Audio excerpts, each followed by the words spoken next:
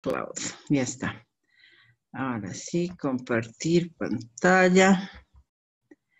Listo.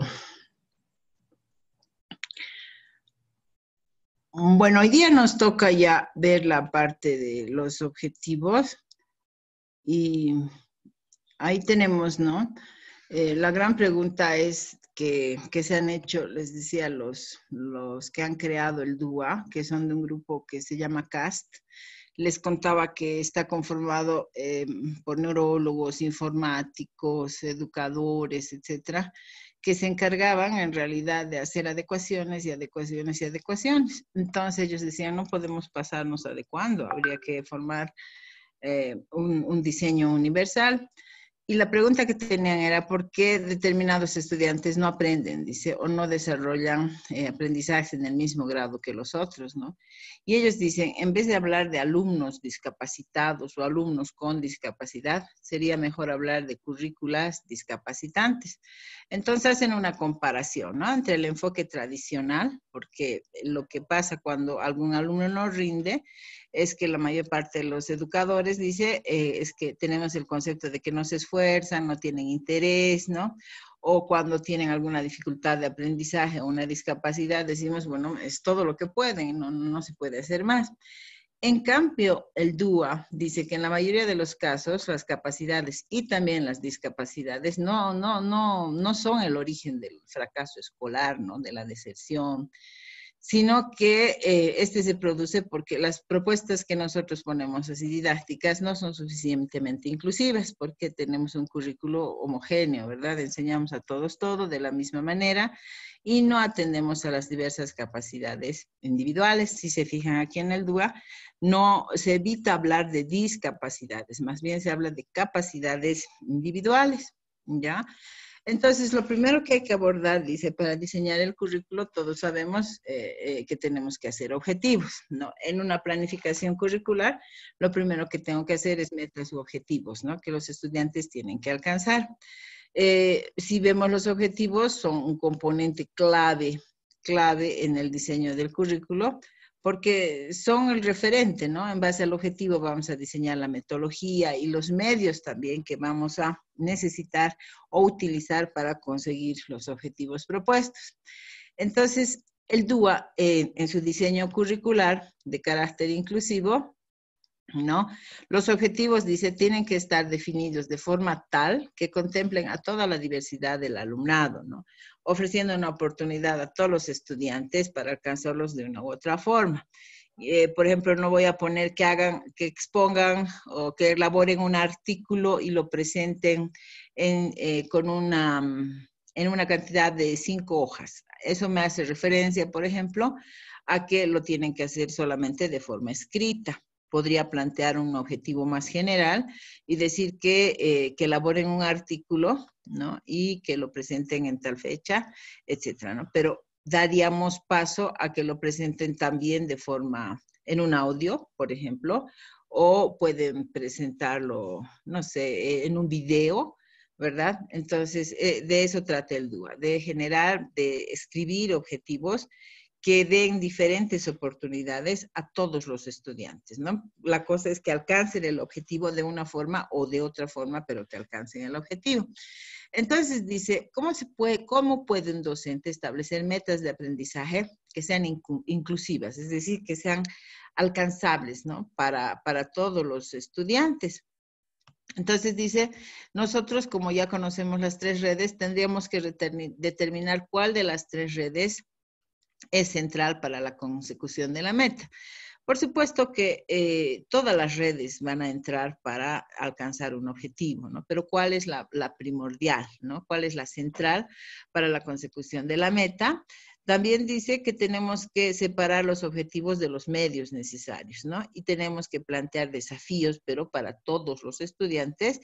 Y dice también que si nosotros negociáramos los objetivos con los estudiantes, tal vez podríamos incluirlos, ¿no? Involucrarlos activamente para conseguir la meta, tendríamos más éxito. Entonces también el DUA nos dice que si determinamos la red que principalmente está implicada en el aprendizaje, nosotros, dice, es importante que al plantear un objetivo, el docente reflexione sobre cuál es el verdadero propósito del objetivo, la red cerebral que predominará y que deberá poner en funcionamiento el alumno para alcanzarlo, ¿ya?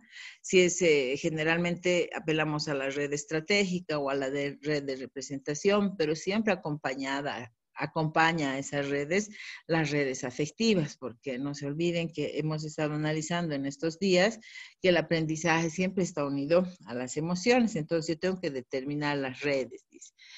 También dice, si determinamos la red de aprendizaje que está implicada en la meta, la intención final de la meta va a permitir a su vez identificar aquellos aspectos que constituyen el núcleo del aprendizaje, ¿no? Y que no pueden ser modificados, pero también se van a considerar aquellos aspectos que a pesar de guardar una relación directa o indirecta con dicha intención, son secundarios y pueden flexibilizarse, ¿ya?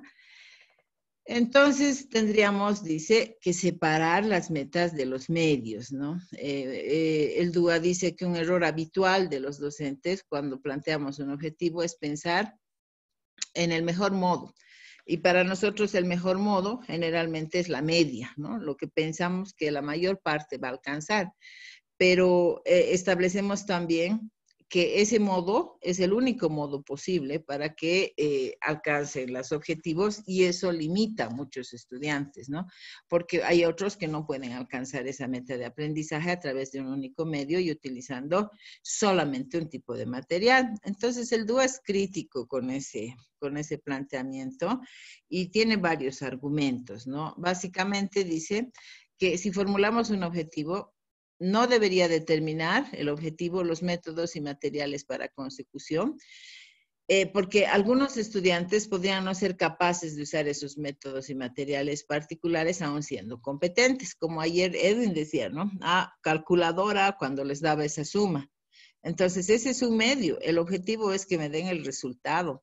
Pero si yo voy a prohibir el uso de la calculadora, por ejemplo, ¿no? Entonces, yo tengo que evaluar el proceso, el mecanismo operativo digamos, de la suma, etcétera, ¿no? Pero yo estoy mezclando este objetivo con los medios. Entonces, dice el DUA que tenemos que plantear desafíos o retos a todos los estudiantes, ¿no? Y ese es considerar la diversidad. Entonces, dada la diversidad del alumnado en cuanto a capacidades, conocimientos previos, intereses individuales, un mismo objetivo podría resultar muy fácil para algunos, mientras que otros podrían considerarlo un auténtico Everest, dice, ¿no? Los objetivos no deberían ser planteados especificando el nivel de desempeño que se espera logren los alumnos. Para respetar la diversidad, tendríamos que plantear retos apropiados para todos, ¿no? Y aquí un poquito, el DUA ha recogido muchos de los aportes de Brunner, por ejemplo, de Vygotsky también, porque Brunner nos habla de un aprendizaje andamiado, ¿no ve? Donde tenemos que ponerle apoyos, y Vygotsky nos habla de las zonas de desarrollo. La zona de desarrollo próximo es ahí donde tenemos que llegar. Entonces, es el nivel justo para enfrentar una tarea donde ni es tan fácil de realizar que no requiere esfuerzo, ni es tan difícil que no pueda lograrse. Entonces, para que una meta de aprendizaje sea un reto, tiene que situarse en la zona de desarrollo próximo, o sea, de lo que tiene, dónde va a llegar, lo que permitirá que se active el proceso. Entendiendo esto, como un sentido de implicación es la parte afectiva, ¿se acuerdan? Y el mantenimiento de la atención en la tarea. Si el objetivo es inalcanzable, si el estudiante no percibe la posibilidad de recompensa anticipada, todo su sistema neuroquímico se va a apagar, o sea, no va a estar listo químicamente para lograr el objetivo, ¿no? Entonces, los retos también tienen que ser justos, ¿no? Que si vayan de la zona a la zona de desarrollo próximo, que signifiquen un reto, pero que no sean inalcanzables. El DUA, lo que pretende, como hemos visto ayer, ¿se acuerdan en las estrategias? Es hacer aprendices expertos. ¿Eso qué quiere decir? que sean metacognitivos, que manejen su propio aprendizaje en base al uso de sus propias estrategias, que estos alumnos puedan orientar su propio aprendizaje de forma autónoma, ¿no? Ahora, no vamos a lograr la autonomía en una sola, como también veíamos ahí en las estrategias, teníamos que brindar el modelo, la instrucción, el apoyo, la verbalización, hasta finalmente la repetición y la generalización de las estrategias. Entonces, así estos estudiantes van a ser conscientes de sus fortalezas y capacidades, ¿no? O sea, personalizando así sus entornos de aprendizaje. ¿Qué tienen que saber los estudiantes? Lo que se espera de ellos, ¿no? Si yo voy a tomar una evaluación, bueno, me estoy adelantando a la evaluación, pero si voy a tomar una evaluación, tengo que hacer una rúbrica, ¿sí? Y en la rúbrica yo tengo que poner, si tiene, por ejemplo, no sé, si voy a pedir un artículo, ¿no? Que tenga introducción, su resumen, sus palabras clave, el desarrollo, la experimentación y sus conclusiones, va a tener 100. Pero si no tiene un buen marco teórico, digamos, va a tener 80. Y si no tiene el marco teórico más el resumen, va a tener 70. Pero si no tiene conclusiones, entonces, si no tiene conclusiones, no tiene marco teórico, etcétera, va a tener menos de 50 y sabe el estudiante que va a reprobar. Entonces, ellos van a hacer una especie de economía mental para lograr la nota que está planificada en la rúbrica. Entonces, tenemos que conocer qué es lo que se espera de ellos, ¿no? Además, ellos tienen que saber qué está bien para nosotros. Y aquí el gran ejemplo es cuando nosotros les ha debido tocar alguna vez, tomamos exámenes con libro abierto, digamos, o tomamos exámenes de criterio. Tomamos exámenes de criterio y no les damos las indicaciones que esperamos. Entonces, de pronto no piensan como nosotros y pues la respuesta está mal. Pero si yo tomo un examen de criterio y no he indicado las dimensiones que quiero que se aborden, todas las respuestas tendrían que estar bien, ¿verdad? Entonces, ellos tienen que conocer cuáles son las metas de aprendizaje concretas con las que van a trabajar, porque así el estudiante va a fijarse objetivos personales, ¿no? Que se van a encuadrar dentro de la meta curricular propuesta. También aquí estarían mezcladas las redes estratégicas y las redes ejecutivas. Aquí tenemos, y también las redes afectivas, o sea, tendremos que generar en ellos la motivación de logro. No dar el examen solamente para el 51, digamos, ¿no? Sino más bien ir más allá, lograr la excelencia. Entonces, de eso se trata, ¿no? El reto. Luego, otro punto importante en el DUA es la evaluación. Me he saltado los métodos, las técnicas, porque vamos a avanzar eso en las otras diapositivas, ¿sí? Tradicionalmente la evaluación nos sirve, o sea, no tenemos nosotros otra forma de evaluar si se ha aprendido o no se ha aprendido. Sin embargo, hay muchas formas de evaluar, ¿no? La evaluación no necesariamente es memorística, la evaluación, los estudiantes en su diversidad pueden mostrarme de diferentes formas todo lo que han aprendido.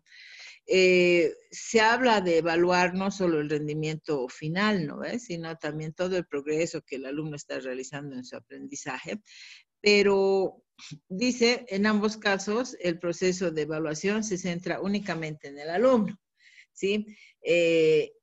Y lo que nosotros tendríamos que hacer a nivel de evaluación, dice que las evaluaciones tendrían que ser continuas, ¿no? Por eso ayer les decía, en un aula dual no podría yo tener más de 20 estudiantes, porque imagínense, tenemos que ir retroalimentando cada día los trabajos, viendo qué parte tiene que mejorar, qué parte tiene que volver a hacer, pero darles todas las ayudas, ¿no? Ahí está el concepto de andamiaje. Entonces, las evaluaciones tienen que ser continuas, ¿no? Una evaluación inclusiva tiene que ser continua y tiene que centrarse en el progreso del estudiante, ¿no? O sea, cuánto ha aprendido, no cuánto no ha aprendido, y tenemos que cambiar esa forma. Medir resultados, pero también evaluar el proceso, ¿no? Muchas veces sucede, especialmente en las ciencias exactas, que sabe el proceso, pero no llegó al resultado. Las evaluaciones tienen que ser flexibles y tenemos que evaluar lo que realmente pretendemos evaluar. Ya habíamos estado hablando en una de estas clases que, por ejemplo, hay exámenes por ejemplo, examen de ingreso a la universidad, ¿no? 3 horas. Evaluará lo que tiene que evaluar. Será válido. Si sabemos que los lapsos de atención son de 20 minutos, entonces lo que se evalúa es perseverancia, persistencia. Se evalúan otras características y no necesariamente el aprendizaje, porque ahí podemos considerar que hay estudiantes que se bloquean, que acaban sus lapsos de atención, etcétera, ¿no? Y en la evaluación tiene que estar involucrado el estudiante, ¿no? Ahí también tenemos la heteroevaluación, la coevaluación. Cuando más aprende el estudiante, por ejemplo, es cuando explica a otro. Hay estudiantes que son básicamente lingüísticos, ¿no? Y aprenden contando al otro, explicando al otro, o aprenden cuando están corrigiendo los exámenes entre ellos, o aprenden cuando están en modo sobrevivencia. Es decir, el modo sobrevivencia, yo no entendía, ¿no? Porque lo que decían que es el cerebro está diseñado para sobrevivir. No había estado diseñado para ser feliz, porque si hubiese sido diseñado para ser feliz, no hubiésemos sobrevivido. Entonces, toda situación nos pone en sobrevivencia. ¿Y qué es lo que nos pone en sobrevivencia en el aula? ¿Cuándo nos sentimos así, en modo sobrevivencia? ¿O morimos o vivimos? ¿En qué situaciones?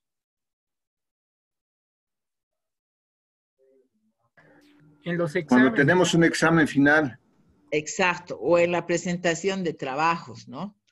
Entonces, yo estaba preparando una vez, me dieron una materia de esas que no me gustan, en las que había que hacer proyectos, y estábamos haciendo las estrategias FO, FA, todo eso, ¿no?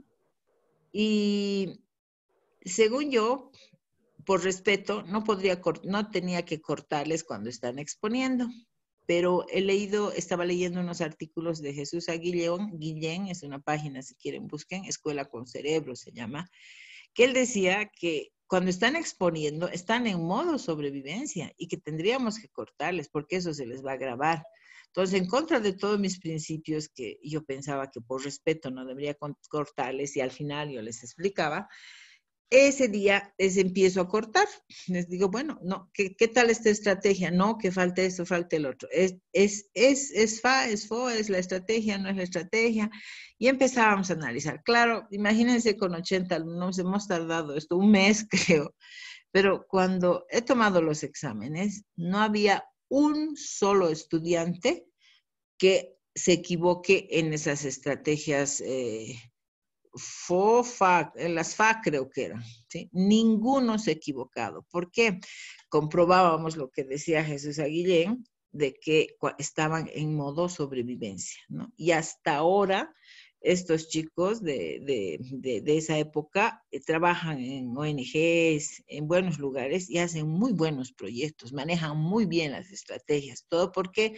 Porque se les corregía en el momento, ¿no? Cuando estaban en modo sobrevivencia. Entonces, si involucramos activamente a los estudiantes en la evaluación, involucrarles también en informarles sobre su aprendizaje gradualmente, etcétera, entonces la evaluación va a ser más justa y va a responder a la diversidad, ¿no? Lo que tenemos que hacer son evaluaciones continuas, pero centradas en los progresos, no en lo que no saben. Las evaluaciones generalmente se focalizan en lo que el alumno rinde, ¿no? En el producto final y en aquello que el estudiante es capaz de demostrar que ha aprendido. La evaluación sumativa, o sea, es inútil, ¿verdad? Porque no los apoya durante el proceso, porque no les da la retroalimentación y la retroalimentación, dice, tiene que ser permanente. Y si la retroalimentación es permanente, entonces vamos a mejorar nuestro proceso de aprendizaje. Muchos autores recomiendan que deberíamos tomar, dice, pruebas o exámenes o pruebas de conocimiento semanales, ¿no? Para ver los progresos, no para ver qué no saben también, ¿no? Entonces, el DUA, ¿qué dice? Que el DUA apuesta por evaluaciones formativas, pero que sean continuas, pero que vayan dando, retroalimentando sobre la evolución del aprendizaje e informando su progreso, ¿no? Antes no utilizabas palabras clave, ahora he encontrado 3 palabras clave. Entonces vamos a desarrollar otras 3 palabras clave en el concepto, o tu conclusión no está considerando los objetivos, ¿verdad? Entonces, siempre en proceso, ¿no? O sea, en progreso, les decía, durante el proceso. Entonces dice, tendríamos que evaluar los procesos y los resultados. Y eso nos suena pues un poco raro, ¿no? Especialmente a los que tienen las materias exactas. O sea, si el resultado está mal, pues toda la operación. Pero el DUA nos aconseja que deberíamos evaluar también el proceso, ¿sí? Porque si evaluamos el proceso, el estudiante puede introducir algunas modificaciones oportunas. Ah, es aquí donde me equivoco, ¿no? En los chicos que están aprendiendo a multiplicar, por ejemplo. Ah, no, es que no llevo. Si vamos evaluando y le decimos, hasta aquí está bien, esta parte tienes que mejorar, ¿verdad? Pero no califico toda la multiplicación. Definitivamente que quedaría mal, ¿no? El resultado estaría erróneo. Entonces, para hacer estas modificaciones se evalúan no solo los resultados, sino también el proceso. Nuestras evaluaciones, dice, tienen que ser flexibles, o sea, flexibles porque tienen que permitir al estudiante expresar a todos los estudiantes lo que han aprendido. Hay una evaluación cognitiva que toma en cuenta inclusive la percepción que el estudiante tiene sobre la materia, el estado de ánimo, y esa pregunta tiene puntuación, ¿sí? Por ejemplo, ¿te sientes suficientemente preparado para este examen? ¿Verdad? Entonces los lleva a la reflexión y eso también tiene un puntaje. Entonces, si introducimos estos cambios, el DUA nos asegura que vamos a responder a la diversidad. Muchos chicos o chicas se ponen muy tensos, ¿no? En la situación de aprendizaje. Y si les hago una pregunta, les digo, si hubiera una pregunta que tú podrías corregir, ¿cuál sería? ¿No? Entonces, eso también les lleva a la reflexión. Entonces, partiendo de la idea de que los estudiantes presentan diferencias individuales en la forma en que aprenden, nosotros diseñamos una sola prueba bajo las mismas condiciones. Entonces, esta prueba no va a ser realizada, ¿no? En igualdad de condiciones por todos los estudiantes. Entonces, muchas de nuestras evaluaciones miden lo que nuestras evaluaciones a veces no son válidas, ¿no? Porque ya les decía, no miden lo que tienen que medir, no miden conocimiento. En una evaluación cognitiva, inclusive nosotros podíamos evaluar el uso de estrategias, o sea, cómo has llegado al resultado, ¿sí? Y eso podría tener también una puntuación. En ocasiones, dice, las pruebas de evaluación planteadas fallan en medir el aprendizaje de los estudiantes porque no miden realmente aquello para lo que han sido diseñadas, o que al medir también miden una serie de procesos, estrategias o habilidades que, pese a ser importantes, no constituyen el núcleo esencial de los contenidos a evaluar. Entonces, este tipo de retroalimentación, o sea, la calificación numérica, no identifica en los estudiantes los puntos fuertes ni los puntos débiles. O sea, tiene un 70 y listo. Tendríamos que hacer las evaluaciones de procesos centradas en el estudiante, con evaluaciones casi permanentes, pero informando sobre sus progresos, ¿no? Para que ellos vayan introduciendo cambios, andamiando el aprendizaje, diciendo, esto podría resolver de tal forma, dándoles guías. Hay guías, por ejemplo, de observación, indicadores para responder al examen, plantillas inclusive para diseñar un artículo de reflexión, no sé, ¿no? Entonces, se trata de facilitar todo eso para evaluar lo que queremos evaluar, en qué grado aplican lo que nosotros estamos enseñando o lo que es el objetivo o la competencia, ¿no? A fin de que mejoren. Entonces, el DUA va a apostar por evaluaciones de carácter cualitativo, ¿no?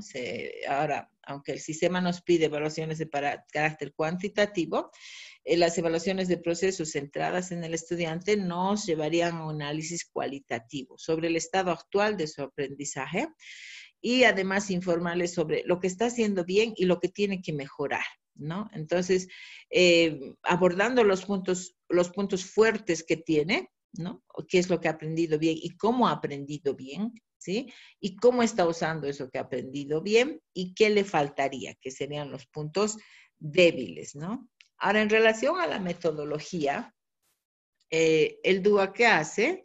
El DUA nos permite guiar a los alumnos hacia los objetivos y que ellos puedan demostrar lo que aprendemos. Las metodologías que se utilizan van a personalizar la enseñanza y atender a la diversidad, aunque es paradójico, la mayoría son metodologías cooperativas, significativas, ¿verdad? Este es su enfoque de carácter inclusivo. Plantea los mismos objetivos para todos los alumnos, pero varía en su acercamiento a ellos. Nuestros objetivos son grandes, ¿verdad? No limitan. Muchas veces los objetivos mismos, como tal, tienen barreras, ¿no? Y se propone utilizar métodos variados y flexibles según las tres redes cerebrales de aprendizaje. Entonces, nuestros diseños, ya veíamos que el currículo tiene que ser flexible y se tiene que ajustar a las necesidades de los estudiantes. Ahora, cuando un currículo es flexible, yo puedo ir, si bien tengo que planificar antes todo, puedo ir haciendo modificaciones en la marcha de forma tal que vaya respondiendo equitativamente a las necesidades que presenten uno u otro estudiante. Hay una evaluación continua, hay una evaluación formativa, pero siempre centrada en el estudiante, detectando primero los puntos fuertes y los puntos débiles también de las metodologías. Las metodologías que se van a utilizar en el DUA las vamos a ver en el siguiente capítulo. Ya, por si acaso, todo lo que estoy hablando está en el capítulo 2 del libro de esta semana y las metodologías están en el capítulo 3, ¿no? ¿Han revisado el libro? ¿Alguien le da una miradita al libro? Sí, doctora. Ya, entonces están en el capítulo 2 y 3, ¿sí? Bueno, vamos a hablar los métodos también que generan entornos colaborativos. Hay entornos tradicionales y hay entornos DUA, ¿no? Los métodos tradicionales siempre son individualistas y, por ejemplo, el docente es el poseedor del saber y es la única fuente de información. No se promueve el diálogo, ¿no? Es más, a veces se castiga el diálogo, dice. Pero en un entorno DUA podemos utilizar, por ejemplo, las tutorías entre pares. ¿Qué es una tutoría entre pares? Es que Carlos, pues, sea tutor de María por esta actividad. O María sea tutora de Carlos en la otra actividad, etcétera, ¿no? Los trabajos en grupo.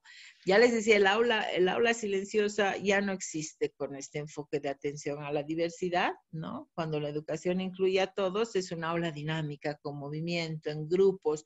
Se trabaja mucho con grupos, ¿no? En grupos grandes, en parejas, y también se trabaja y se utilizan mucho los entornos virtuales. Claro que el DUA, les decía, ha sido diseñado en Estados Unidos, donde tienen grandes laboratorios, ¿no? Para trabajar la parte virtual, pero para nosotros este tiempo puede ser una fortaleza. Todos han aprendido a utilizar las redes y yo creo que las redes, estas, el Zoom, el Google Meet, etcétera, se van a quedar y podemos utilizar, ¿no? Para trabajar también en grupos colaborativos, con competición, pueden ser grupos también sin competición. Un grupo colaborativo con competición se califica a cada cual de acuerdo a lo que ha trabajado. Un grupo colaborativo sin competición confía en que el grupo tiene una dinámica interna adecuada y que todos van a trabajar y todos tienen la misma nota, ¿verdad? Los materiales que el DUA usa son fundamentales, ¿no? Porque el material, aquí como he puesto, eso es un puente entre el contenido y los estudiantes. Los materiales tienen que facilitar el aprendizaje y no tienen que ser una barrera. Si solo utilizamos material visual, si solo utilizamos material auditivo, no utilizamos nada, no utilizamos material táctil, por ejemplo. Yo me acuerdo la primera vez que me han invitado a un doctorado. La primera vez que he dado clases en un doctorado me han llamado a dar neurodidáctica. Entonces, yo les he enseñado a hacer el cerebro. Quería ver que hagan, bueno, tenían que aprender lo básico, ¿no? Del cerebro. Entonces, les pido para el día siguiente, como organizado previo, van a traer plastilina. Bueno, traen plastilina y unas láminas y empiezan a construir las partes del cerebro sobre la lámina y demás. Y se para pues un doctorando, un abogado, y se sale indignado. Bueno, no me doy mucha cuenta, ¿no? Pero indignadísimo. Se ha ido a quejar al coordinador diciéndole que él no estaba pagando tanto, o sea, en un doctorado, para ir a jugar con plastilina como un niño de kinder. En el día del examen, ¿no? Era el único que no sabía las partes del cerebro. Todos los demás dominaban las partes del cerebro. Y es más, era un grupo bien interesante, ¿no? Donde en neurodidáctica, en esa materia, por ejemplo, para formar cohesión, a los estudiantes les hago componer su himno del grupo, su arenga para cuando están desmotivados, ¿no? Hacen su insignia, tienen, y son súper creativos, ¿no? Y al comienzo, claro, en la educación de adultos es medio difícil que se suelten, pero después no saben, ¿no? La clausura que hemos tenido en ese doctorado, hemos hecho nuestro neuroaptapi para ver la nutrición del cerebro y hemos dicho que se valora creatividad con 15 puntos.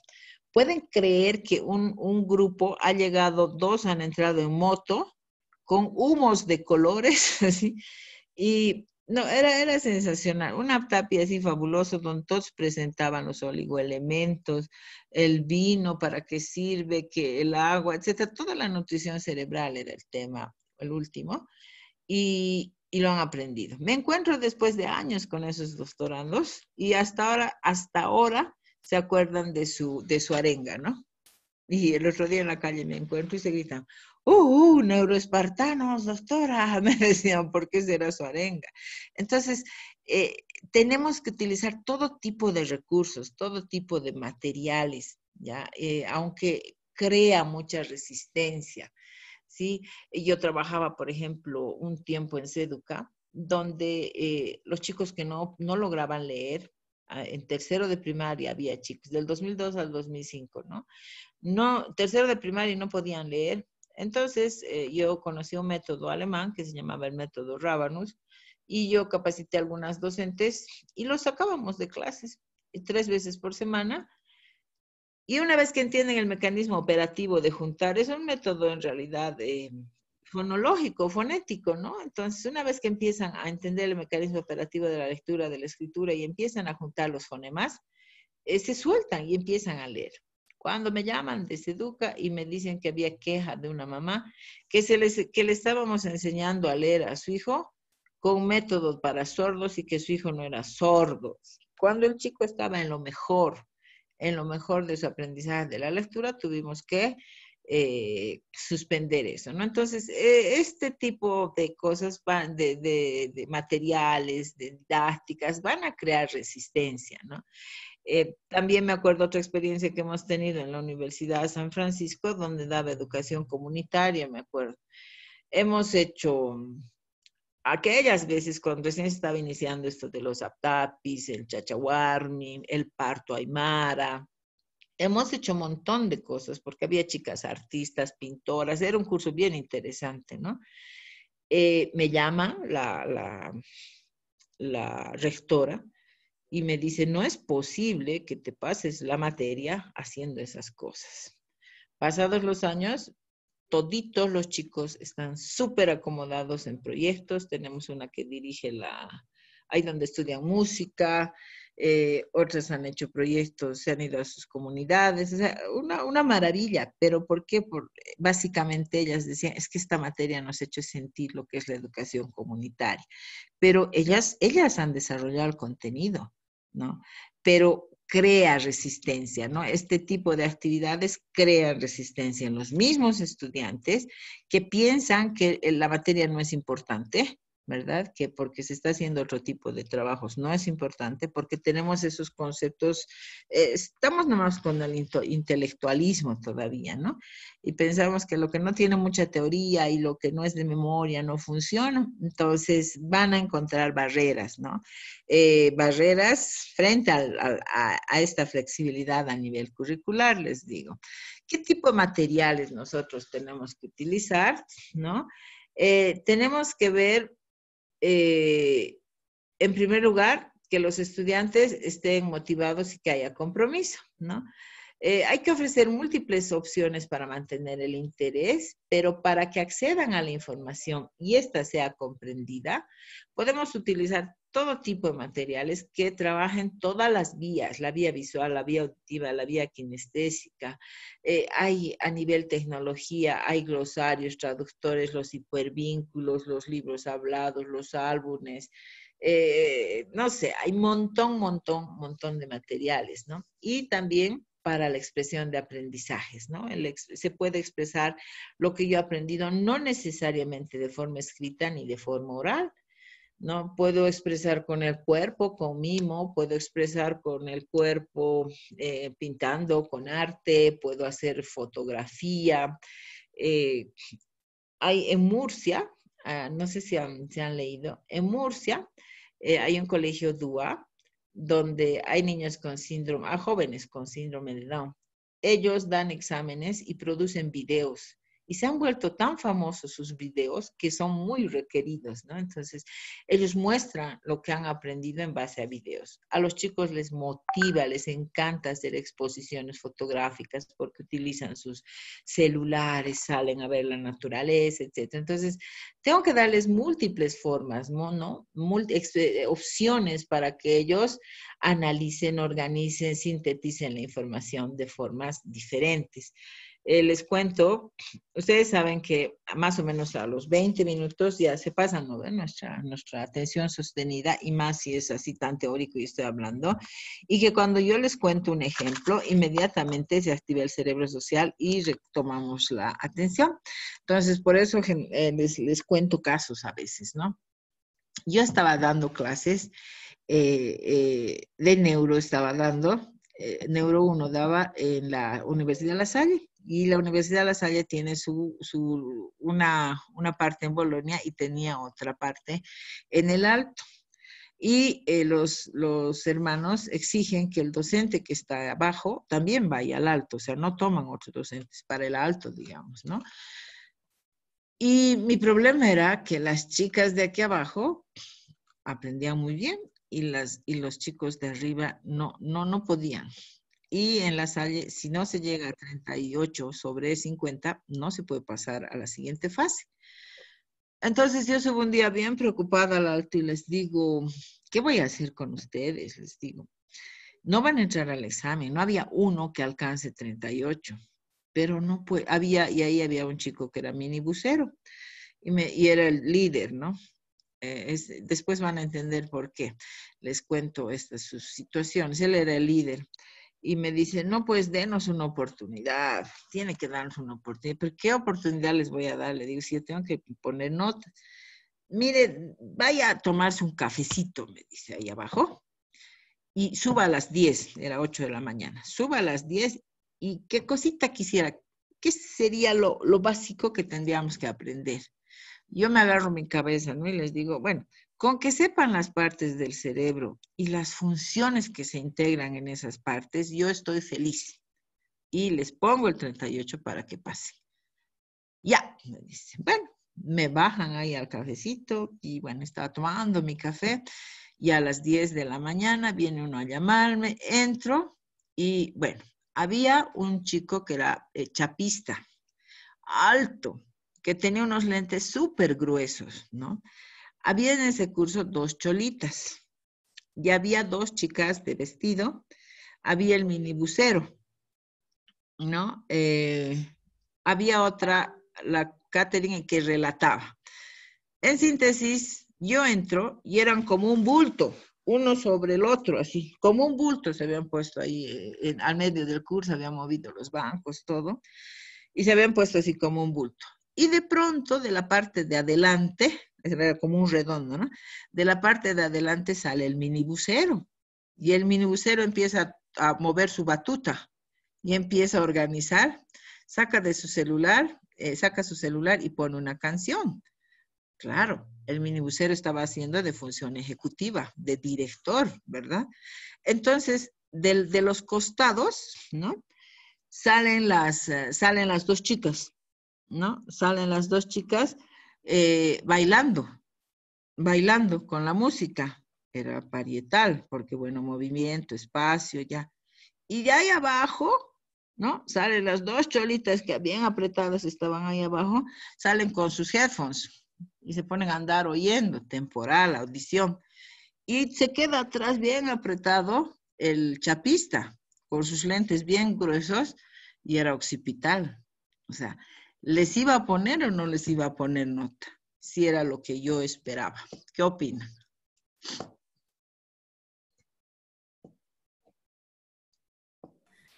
Bueno, su creatividad fue muy interesante e importante para mostrar lo que tenían que ellos explicar y lo hicieron de esa manera, ¿no? Muy interesante. Tenía que Con, ponerle 100. claro, sus contenidos mínimos, miren cómo ha venido y me ha dicho qué cosita quisiera que sepamos. Entonces yo les dije las partes del cerebro y sus funciones. Y bueno, pues sabían. A partir de eso, a partir de esa experiencia, yo no tomaba los mismos exámenes, ¿no? Porque si bien tomaba abajo los exámenes tradicionales y respondía muy bien porque eran chicas formadas en colegios bien tradicionales, arriba no podía. Entonces arriba hacíamos teatro, hacíamos canciones, tenían que hacer con chistes, así, y vieran, ha sido un grupo que ha hecho, la mayor parte de sus tesis eran la neuromúsica, la neurocultura, así eran un chiste, les encantó, ¿verdad? Pero, o sea, yo no podía evaluar con la misma regla a dos diversidades, ¿no? Aunque desde la edad, desde la ocupación, arriba eran chicos toditos trabajaban, abajo no. Entonces había que considerar una serie de factores y esa es la educación de la diversidad que nos va enseñando de a poco y matando, matando, a veces aprendemos, ¿no? Entonces tenemos que ver múltiples formas de evaluar también, además utilizar múltiples recursos, no solo lo escrito, ¿no? No solo lo oral, sino que también podemos utilizar mucho lo que es el cuerpo, la expresión, la creatividad, etcétera, ¿ya? Otra vez me acuerdo, yo trabajaba en Seduca también y teníamos aulas de apoyo. Y esto les hablo del 2002 al 2005, y nos llamaban por todo lado, por todos los colegios. Entonces voy aquí a un colegio de aquí abajo y un profesor de matemáticas indignadísimo. Y me dice, este estudiante no, lo tenemos que expulsar y expulsar. Y el director me dice, es que se le hace la burla. Cuando el profesor pone ecuaciones, este chico saca papel, se pone a doblar y no sé cómo sabe, se debe copiar, qué hará, y le da el resultado. Y yo me acuerdo que cuando estaba en el Japón, estaba paseando por una plaza y de pronto veo ahí un chango que hacía con origami, doblaba el papel, doblaba, y daba los resultados. Y la otra chica le daba la ecuación y el otro doblaba y daba los resultados. Y me quedé ahí en la plaza, ahí mirando, no entendía mucho, pero asocio ese conocimiento, asocio ese recuerdo con este chico y le digo, averiguo, y su mamá es japonesa y el papá boliviano. Entonces este chico resolvía las ecuaciones y todo lo matemático con origami y el profesor no creía. Él decía, se hace la burla. Fue tal, lo único que pudimos lograr es que él estudie aparte y que hagan como exámenes de mesa para que él vaya a dar, ¿no? Porque no entendía. El profesor de matemáticas no entendía y no quería que entre a su clase, ¿sí? Entonces, vean, si este joven no tenía, si yo no hubiese visto eso aquella vez en el Japón, yo tampoco hubiese entendido. Pero tenemos que ver diferentes materiales para ver los aprendizajes, ¿no? Hay múltiples formas de analizar, organizar, sintetizar la información y eso tenemos que utilizar, ¿ya? Dentro de los materiales que nos van a ayudar a alcanzar los objetivos, en la educación tradicional, todo es lo impreso, ¿no? Básicamente es impreso. Ahora mismo nos estamos dando modos. Yo, por ejemplo, ahora escaneo para mandarles porque no nos podemos ver, etcétera, ¿no? Pero todo sigue siendo impreso.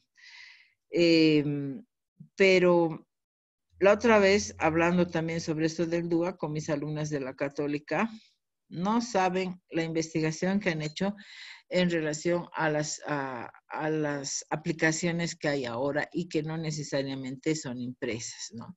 Entonces nosotros podemos utilizar videos, gráficos, hay que darles listas de verificación, listas de comprobación, como los famosos checklists, ¿no? De cuántas cosas quiero, las rúbricas, información complementaria, después materiales de interacción, no los proyectos que son lo clásico, pero los blogs sirven, organizar y sintetizar la información. Entonces hay múltiples materiales que se pueden utilizar.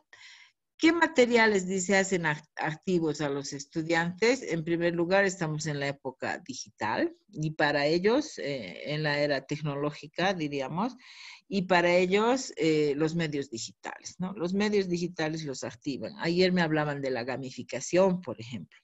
Y eso de la gamificación, yo he visto varios videos y que es súper interesante. Es como crear el aprendizaje, volverlo un juego, ¿no? Y se les va puntuando por los logros y demás.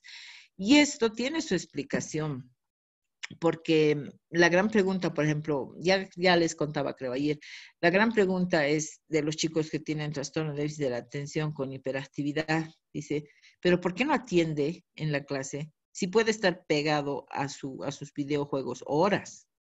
La diferencia es que los videojuegos constantemente están inyectando dopamina al cerebro porque o ganan, o matan, o saltan, o vencen, o sea, pero están estimulando. Nuestras tareas no estimulan, ¿no? Entonces la gamificación parte de ese principio. Si yo manejo y voy reforzando el aprendizaje, entonces voy a tener mejores logros, ¿no? Entonces tenemos que utilizar los medios digitales. Yo he visto, por ejemplo, en los conflictos del año pasado, de octubre, noviembre, cómo los chicos se alimentan, es como si se recargaran con el humor. Esos sus memes famosos, ¿no? Los memes, cuando en el peor estado en el que están, les llega un meme y es como gasolina para ellos, ¿no? Entonces tenemos que utilizar la risa, el humor, las metáforas, etcétera, ¿no? Entonces son múltiples formatos. Cuando para mantener la motivación tienen que estar involucrados, ¿no? No hay otra. Y el aprendizaje social también. Cuando el aprendizaje, tenemos un cerebro social nosotros, ¿no? Nuestra mente se construye en base a las interacciones con otros. Entonces, les permite crear el contenido y poner a disposición de sus compañeros. Entonces se enriquecen mutuamente, ¿no? Y tienen un sentido social. Ahí, además, con el aprendizaje social, si nosotros trabajamos desde muy chiquititos, por ejemplo, varía hasta la conformación del aula. Las aulas no tienen sus bancos así en fila, ¿verdad? Sino más bien son en semiluna. Entonces, si se para un chiquito y va a dejar la ficha, digamos, al volver el chiquito, el que le espera está haciendo anticipaciones, predicciones, pero también si algo le pasa al volver al otro y se tropieza, entonces tiene que mediatizar el impulso, tiene que formular hipótesis. Es súper interesante trabajar así, ¿no? Hasta la formación en media luna se llama. Entonces, ese es el aprendizaje social. Desde muy chiquitos aprenden a esperar su turno, a levantar la mano, a comprender al otro, a situarse en el lugar del otro, a tener empatía, a ser altruistas, al ver el bien común del grupo, etcétera, ¿no? Entonces, ese es parte del aprendizaje social. Entonces, ¿cómo podríamos diseñar? Dice un currículo, que hay algunos consejos prácticos. Dice que diseñar un currículo DUA, si bien es complejo, no es imposible, ¿no? Siempre tenemos que reflexionar sobre nuestra propia práctica, pero en función de la diversidad, ¿no? Por otro lado, el DUA pretende promover una cultura entre docentes, los intercambios entre docentes, ¿no? La sistematización de nuestras experiencias. Esto me sirvió a mí, por ahí posiblemente te sirve a ti. Lo que nos pasa a nosotros es que nos fascina a aquel extranjero que pensamos que sabe todo, ¿verdad? Y que viene y nos muestra sus grandes investigaciones, cuando mi colega ha hecho más cosas, digamos, ¿no? Pero no ha sistematizado y yo no le doy el valor. Tenemos que tener los coevaluadores, es decir, a veces la docencia nos insensibiliza, se llama sensibiliza más bien. Es un fenómeno en el que por estar tan expuestos nos hacemos insensibles, ¿no? Aquí los colegas algún colega tiene que entrar y ver cómo yo estoy dando mi clase, cómo yo puedo entrar y ver cómo ella está dando la clase. Entonces, para tener retroalimentación, siempre con el objetivo de mejorar, ¿no? También en equipo se pueden analizar las propuestas didácticas, ¿no? En las sesiones se tiene que trabajar cada componente, ¿no? De la red. Entonces, estos son algunos consejos, dice, prácticos para esto del DUA. Vean, aquí hay otro grafiquito que he buscado. Para fijar objetivos, tengo que analizar primero el contexto, ¿no? Si bien tengo que alinear a lo estándar, a lo medio que se espera, porque todos esperamos un rendimiento promedio, ¿no?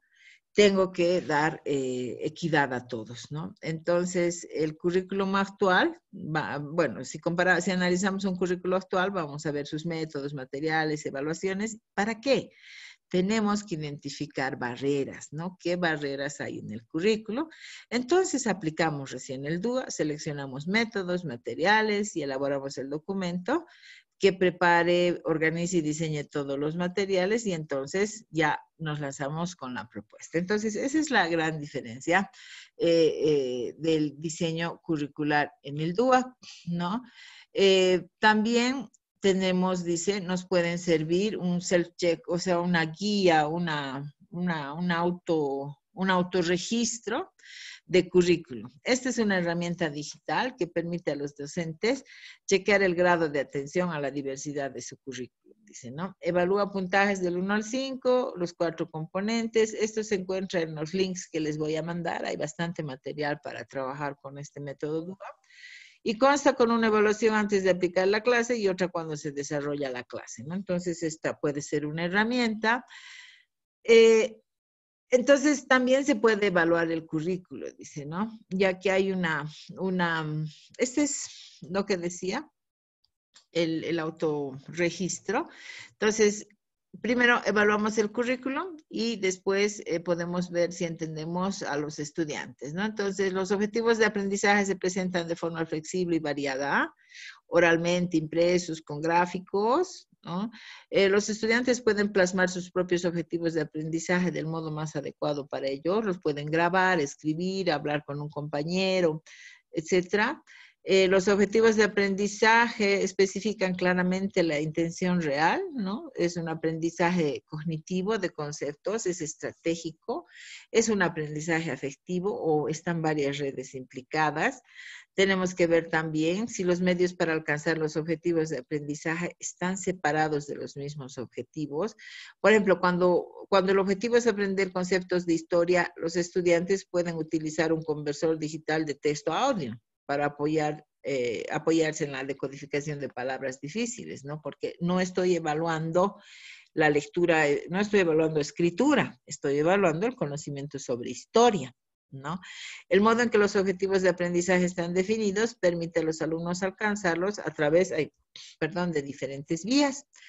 Entonces, ¿qué pasa? Los estudiantes pueden plasmar sus propios objetivos de aprendizaje del modo más adecuado para ellos. Y para eso tenemos que ser flexibles, ¿no? Pueden grabar, hay docentes que no permiten que graben. Yo el anterior año he tenido 3 alumnas con discapacidad visual y una de ellas se quejaba de que un docente en la universidad no le dejaba sacar su grabadora, ¿no? Hay docentes que no dan sus PowerPoints. Por ejemplo, hay unos mexicanos que me encantan, que son neuropsicólogos, pero jamás comparten sus PowerPoints, ¿no? Y ellos hablan de educación inclusiva. Entonces, es una incongruencia, ¿verdad? Porque se tiene que dotar de material.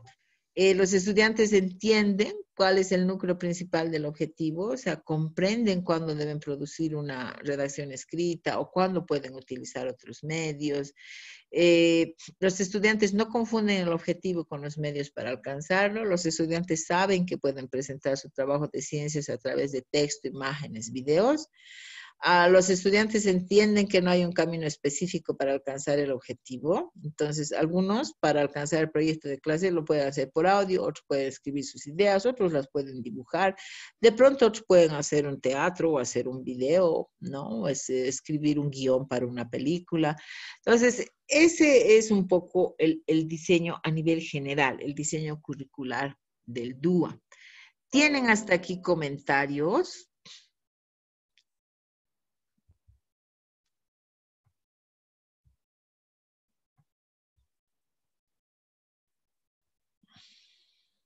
Nada.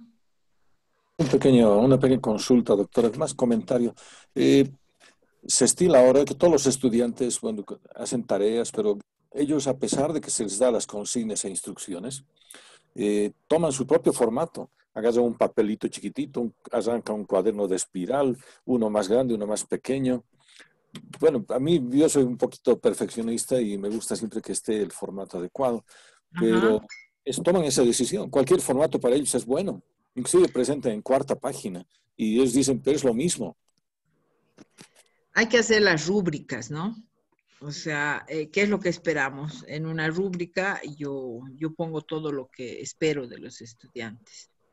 Y la rúbrica tiene su puntuación, ¿verdad? Ahora, al final, si el contenido es lo que espero, entonces tengo que calificar, digamos. Si califico formato, entonces, por ejemplo, mi hija el anterior semestre ha tenido un profesor de tecnología, que de tecnología les enseñó muy poco, pero su interés grande era que escriban papers. Y les devolvía, y les devolvía, y les devolvía, y les devolvía, y les devolvía los trabajos. O sea, ahorita son expertos en papers, pero no en tecnologías de la educación, ¿no? Entonces, hay que fijarse en el objetivo, ¿no? A veces los medios se tienen que flexibilizar. ¿Algún otro comentario, Sonia? ¿Alguna experiencia? Gracias. Sí, doctora. Bueno, yo soy docente de la materia de cerámica. ¿De qué? En la UPEA. ¿Ya? Soy docente de la materia de cerámica en la UPEA. Entonces, yo paso en 5º semestre y conmigo se inician en lo que es la cerámica. Entonces, yo les enseño primero desde cómo extraer la arcilla, tenemos que ir a hacer trabajo de campo, recolección de arcillas, preparado de la pasta y todo lo que implica la cadena productiva para hacer una cerámica. Primero inicio haciendo una reproducción de una cerámica precolombina, y después les enseño lo que son las técnicas contemporáneas, ¿no? Pero como ven, una gran cantidad para mí práctica, ¿no? Obviamente les doy soportes teóricos, les doy material bibliográfico, pero tengo la dificultad de que no leen, ¿no? Es muy difícil para ellos leer, no tienen hábito de lectura, ¿no? Entonces, cuando se les dice va a haber evaluación y el examen, empiezan a asustarse y no sé. Pero en cuanto para mí también es difícil poder evaluar, digamos, ¿no? Cómo evaluar su trabajo, cómo evaluar el trabajo que han ido realizando. Le mostraría algunos trabajos de los chicos que son realmente extraordinarios, podría decir, han seguido al pie de la letra todo el proceso que les he ido enseñando y lo han hecho muy bien. Otros igual han seguido el proceso, pero no les ha salido como debiera, digamos, ¿no? Entonces, para mí hay una gran dificultad, es que cómo evalúas una pieza de cerámica, cómo evalúas una pintura. Es muy subjetivo poder evaluar una obra de arte, ¿no? Claro, ahí habría que pedir la participación de los estudiantes, ¿no? A veces ellos tienen sus ideas para sus parámetros de evaluación que son bien interesantes. Entonces, por eso se propone en el DUA un poco pedir la implicancia del estudiante en la parte de la evaluación, ¿no? Ahora es complejo, ¿no? Evaluar en tu área, pero por ahí de pronto aquel que no hace bien la mezcla y introduce otro material, de pronto crea otro estilo, no sé, ¿verdad? Hay que considerar siempre las fortalezas, ¿no? Y no las debilidades. Sí, siempre en el Llevar proceso les proceso. hago lo que es la retroalimentación, Claro. les envío material didáctico, trato de animarles, les digo en qué áreas también pueden trabajar nosotros los ceramistas, bueno, de alguna u otra manera, porque todos los que paso con ellos, en sexto semestre ya tienen que escoger una especialidad, ¿Qué así como carrera es? la carrera de artes plásticas. Entonces ellos van a Ah, escoger ya sea la especialidad de pintura o de escultura, de cerámica o grabado. Entonces conmigo se inician, o sea, tengo que tratar de que les guste la materia para que así también puedan escoger lo que es la especialidad. claro, ¿No? claro. Pero igual con mis compañeros hablamos que es muy subjetivo, digamos, poder evaluar en sus trabajos. Ese es para mí difícil. La verdad es poder difícil. En teoría les doy a preguntas y, bueno, responden si es positivo o negativo y ahí mismo ya se califica si es verdadero o falso, pero así en la práctica es muy difícil. Las exposiciones, los videos, programas radiales, todo eso entra, ¿no? En la forma de evaluar. Sí, tengo Apreciación. hermosos videos que han realizado algunos de los estudiantes, así les dije pues que no iba a haber evaluación escrita, Ajá. ya, pero ¿cómo me van a demostrar que saben que cómo preparar las fórmulas de las pastas, cómo han hecho el proceso? Me van a demostrar en un video, les dije, ¿no? Entonces ahí tienen que explicar qué se hace primero, qué se extrae la arcilla, de dónde y así. Y realmente ha habido resultados extraordinarios con los videos que ¿Todos? ellos han ido Sí, les preparando. encanta. Les gusta mucho hacer videos. No les digo, chicos con síndrome de Down, que cada año sacan videos. Ya son famosos los videos en Murcia, en España, ¿no? Son sus exámenes el hacer video, ¿no? El hacer los guiones, etcétera. ¿Algún otro comentario antes de entrar a, a la última parte del DUA? Doctora, sí, yo tengo un comentario. Sí, Buenas noches, perdón, doctora. ¿cómo Eh, está? Me hace recuerdo, por ejemplo, doctora, a uno de los estudiantes que tuve en una oportunidad, que era demasiado perfeccionista el estudiante. Llegaba el examen, por ejemplo, y de las 4 preguntas que le daba, él resolvía, ejemplo, una. Y yo le decía, pero usted tiene la capacidad suficiente de resolver el examen por completo. Y él me Ajá. decía, sí, que puedo hacerlo, me decía. La domino las 4 preguntas. Pero y entonces le decía, es que me encanta la perfección. No me gusta cómo he resuelto la uno y me he quedado razonando para ver la mejor forma de resolver el algoritmo, me decía. Yo decía, pero eso le crea una desventaja terrible en cuanto a puntuación, porque usted Claro. debería probar tal vez con 100 puntos la materia y va a probar tal vez con 51.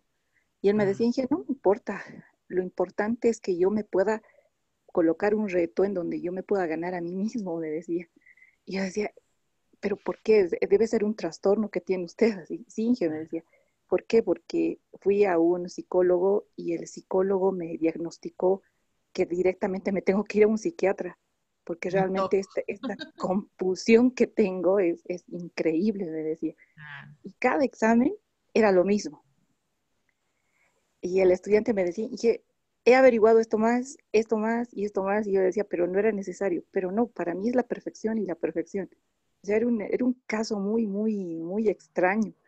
Y al claro. final el estudiante pasaban los años, porque no era en mi materia la única que pasaba esto, sino que era en todas sus materias.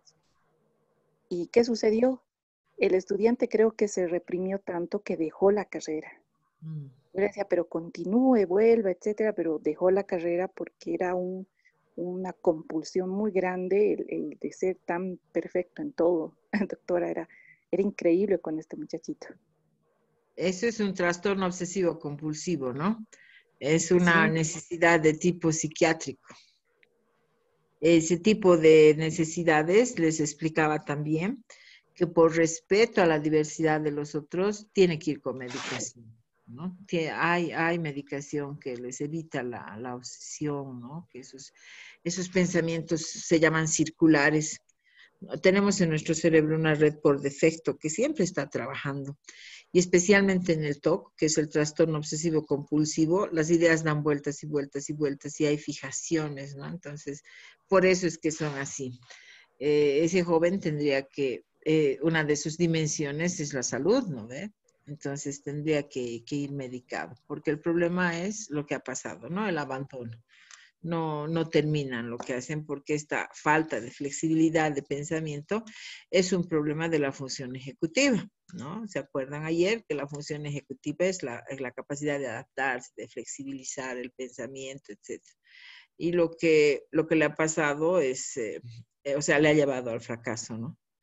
Entonces, y esta necesidad educativa de tipo psiquiátrica necesita apoyo farmacológico, ¿no?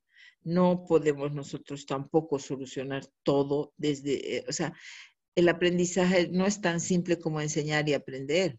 Hay dimensiones.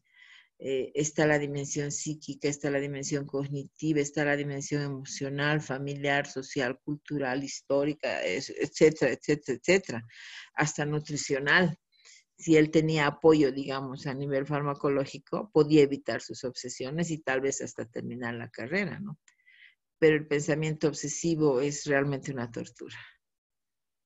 Es bien grave, ¿no? Sí, doctora, y lo grave de este muchacho es que siempre tomaba las materias conmigo. Yo le decía, pero usted debería estar inscrito en otra pared. No, dije, que me encanta pasar con usted y tengo que romper los retos. Y yo, bueno, está bien, adelante. No había más que hacer. Estaba obsesionada con usted. No, con la materia, creo, doctora, con la materia. Sí. Sí.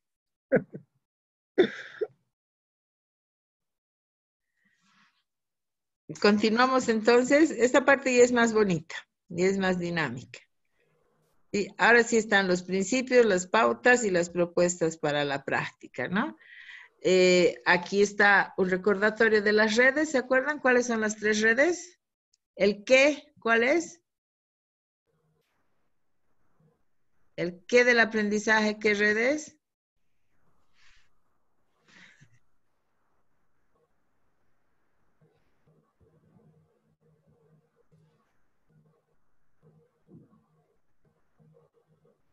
¿No se acuerdan?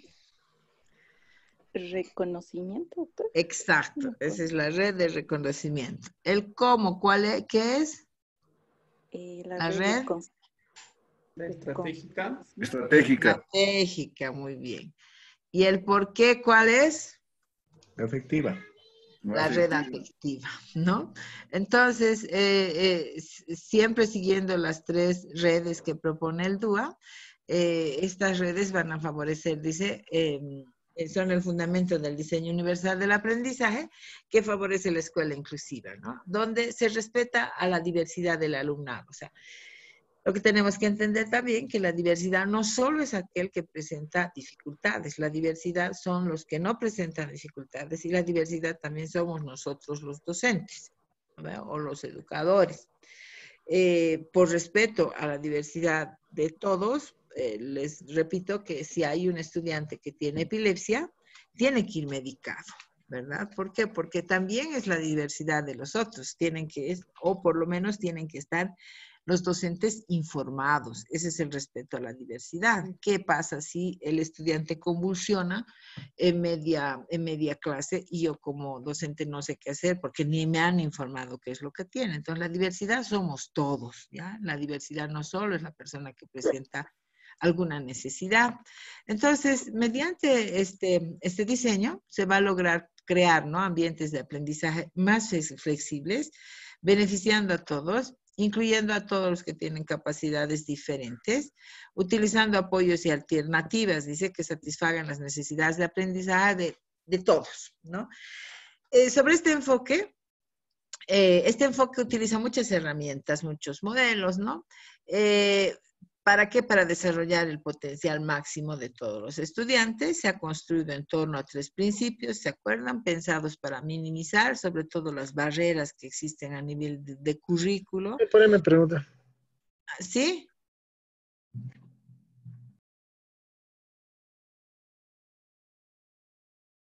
Y maximizar las posibilidades de aprendizaje, ¿no? Entonces, es un recordatorio de que el DUA va a responder a la diversidad, trata de responder a todos, no solo a aquellos que necesitan apoyo, en base al conocimiento de 3 redes cerebrales, ¿no? Las redes de la representación, las redes estratégicas y las redes afectivas. Las redes de representación son el qué, son las redes sensoriales, ¿no? Son un conjunto de redes cerebrales que se aglutinan y van a conformar estas redes de representación. En las redes sensoriales están las redes visuales, auditivas, kinestésicas. El cómo son las redes estratégicas, ¿no? Y el lenguaje, por ejemplo, las redes de expresión. Y en el por qué están las redes afectivas, que están en el sistema límbico. Eso como introducción.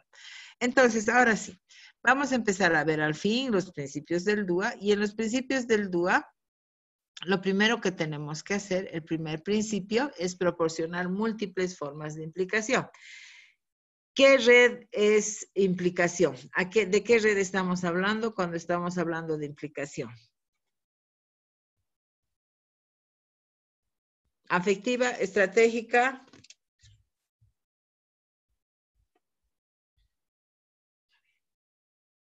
La afectiva, doctora. Exacto, ¿ya? Muy bien. Entonces son proporcionar múltiples formas de implicación. Ayer ya hemos visto, entonces tenemos que aportar estrategias para que los estudiantes se impliquen, ¿no? Porque consideramos el porqué de los contenidos de los aprendizajes. En esto, ya hemos hablado, está la motivación. La motivación es un elemento esencial en el aprendizaje porque yo con la motivación le asigno valor a la tarea, a los objetivos y la motivación está unida a las expectativas. Ahora, no les hablo de esa motivación que es motivación simplemente hedonista, ¿no? Al placer, al bienestar, a la comodidad, no. La motivación puede también mantenerme alerta aunque esté cansado, ¿verdad? La motivación me puede hacer correr la milla extra, ¿verdad? ¿Por qué? Porque es la motivación al deber, ¿no? Como el alumno de la colega, pero no obsesivo, ¿no? Es querer ir más allá. Entonces, de esa motivación estamos hablando. Entonces, dentro de este primer principio, que es proporcionar múltiples formas de implicación, nuestros entornos de aprendizaje tienen que responder a las creencias de autoeficacia, ¿verdad? O sea, soy competente, soy eficaz. Si soy competente, si me veo bien, soy eficaz y merezco, entonces tengo buena autoestima y tengo buenas oportunidades de aprendizaje. Tienen que responder a los intereses de los estudiantes y también tienen que considerar las diversas reacciones emocionales de los estudiantes, ¿no? Estas formas de abordar la implicancia o las redes afectivas son importantes. ¿Por qué? Porque en primer lugar van a permitir un aprendizaje autónomo. En segundo lugar, y con el andamiaje y los apoyos que le vamos a dar, vamos a promover la autorregulación de los aprendizajes, ¿ya? A nivel de qué, de cómo van a memorizar mejor, cómo van a planificar sus tareas, cómo van a autocontrolarse, y vamos a ver la responsabilidad para mejorar su propio aprendizaje. Si los implicamos, entonces los hacemos parte de, y ellos tienen que plantear cómo mejorarían su aprendizaje en base a la metacognición, es decir, a ser conscientes de sus propias estrategias y de las estrategias que les están faltando. Entonces, este primer principio de implicancia tiene 3 pautas, ¿ya? Cada principio tiene 3 pautas. Son 3 redes, son 3 principios y cada principio tiene 3 pautas. La primera pauta es que tengo que activar las funciones ejecutivas, es decir, tengo que brindar múltiples opciones para que el estudiante desarrolle la autorregulación de su conducta. Otra pauta es que tengo que proporcionar opciones para que mantengan el esfuerzo y la persistencia. Y la otra pauta es que tengo que proporcionar opciones para captar el interés, ¿no? Para mantenerlos interesados. Entonces, si volvemos para ubicarnos, tenemos el principio 1 que responde a la red afectiva. Este principio 1 dice proporcionar múltiples formas de implicación. Y este principio 1 tiene 3 pautas. Por eso aquí, a este costadito, ustedes van a ver 1. Ese es el principio 1. En el principio 1, tenemos en la pauta proporcionar múltiples opciones para la autorregulación. Tenemos que se relaciona con la dimensión interna del aprendizaje, ¿verdad? ¿Qué es la autorregulación? La autorregulación está en las zonas prefrontales del cerebro. Es la capacidad que yo tengo de monitorear, de gestionar mi lenguaje, mi movimiento, mi conducta, mis emociones, ¿verdad? Mis estrategias, o sea, evaluar mi propio progreso, reflexionar sobre mis fortalezas, debilidades, ya les decía, modular los estados emocionales, ¿no? Entonces, tengo que promover, dice, expectativas y creencias que optimicen la motivación. Siempre tengo que pensar más de lo que pueden, ¿ya? Tengo que, inclusive, profetizar, se dice, tú vas a ser un excelente ingeniero, me admiras, ¿no? Así, que crearles expectativas. También tengo que facilitar estrategias y habilidades personales para afrontar todos los problemas de la vida cotidiana y tengo que desarrollar la autoevaluación y la reflexión, ¿ya? Eso es en la pauta 1, ¿no? En proporcionar múltiples opciones para la autorregulación. Para formular, o sea, para proponer múltiples opciones para mantener el esfuerzo y la persistencia, seguimos en la función ejecutiva, ¿verdad? Cuando yo estoy trabajando con aprendizaje estratégico, estoy muy atento, ¿no? Estoy muy esforzado y mi cerebro, ya saben, no produce su propia energía, entonces se fatiga demasiado. Entonces, el esfuerzo es como un músculo, ¿no? Haciendo una analogía, mientras más esfuerzo, mientras más me esfuerzo, más voy a extender mis lapsos de atención. Se va a generar una especie de economía de la energía cerebral y me va a alcanzar inclusive para más tareas. ¿Por qué? Porque la motivación va a sostener la atención, ¿ya? La atención está muy relacionada con el área afectiva. Regular la atención según la demanda de la tarea, ¿no? Así como la dimensión emocional que determina el mantenimiento o abandono de la concentración en la misma. Tengo que resaltar la relevancia de las metas de los objetivos, variar los niveles de exigencia y los recursos para optimizar los desafíos, fomentar la colaboración y la comunidad, utilizar la retroalimentación orientada hacia el logro de la maestría en la tarea. O sea, tienen que dominar la tarea que estamos proponiendo. Eso es mantener el esfuerzo y eso es mantener la persistencia. Hoy en día, con lo que más nos encontramos en el aula, hay investigaciones que preguntan a los docentes cuáles son los tres principales problemas en el aula. Son la falta de motivación, la fatiga y la falta de atención, ¿no? Y seguramente ustedes tienen los mismos problemas, pero otro gran problema es que no perseveran. Hoy en día los chicos lo dejan nomás bien fácil, pero tenemos que mantener eso, el esfuerzo y la persistencia. Después hay que ver múltiples opciones para captar el interés, ¿no? El interés básicamente va a implicar al estudiante en los procesos de aprendizaje. Si el alumno está interesado, inclusive va a trabajar de forma autónoma, ¿no? ¿Verdad? Si él ha tenido la capacidad de elegir, lo que quiere hacer va a tener mayor interés, entonces lo implica más en su propio aprendizaje. Eso que favorece la elección individual y favorece la autonomía, optimiza la relevancia, el valor, la autenticidad, dice, y minimiza la sensación de inseguridad y las distracciones. El principio 2, ¿no? Ya hemos visto el principio 1, que es proporcionar múltiples formas de implicación. Ahora vamos a ver el principio 2, y el principio 2 es proporcionar múltiples formas de representación. Estamos hablando de la red de representación, es decir, de la red que incluye todos los analizadores sensoriales, ¿no? Tengo que facilitar herramientas para que ellos interactúen entre distintos niveles de representación, identificando palabras claves, asociándolos con representaciones, alternativas que pueden ser imágenes, sonidos, esculturas, pueden ser mimos, teatros, etcétera, ¿no? Entonces, este principio nos dice que los estudiantes pueden apropiarse de los contenidos independientemente de sus dificultades, que sean biológicas o sean dificultades de contexto, ¿sí? Y ahora, ¿cómo?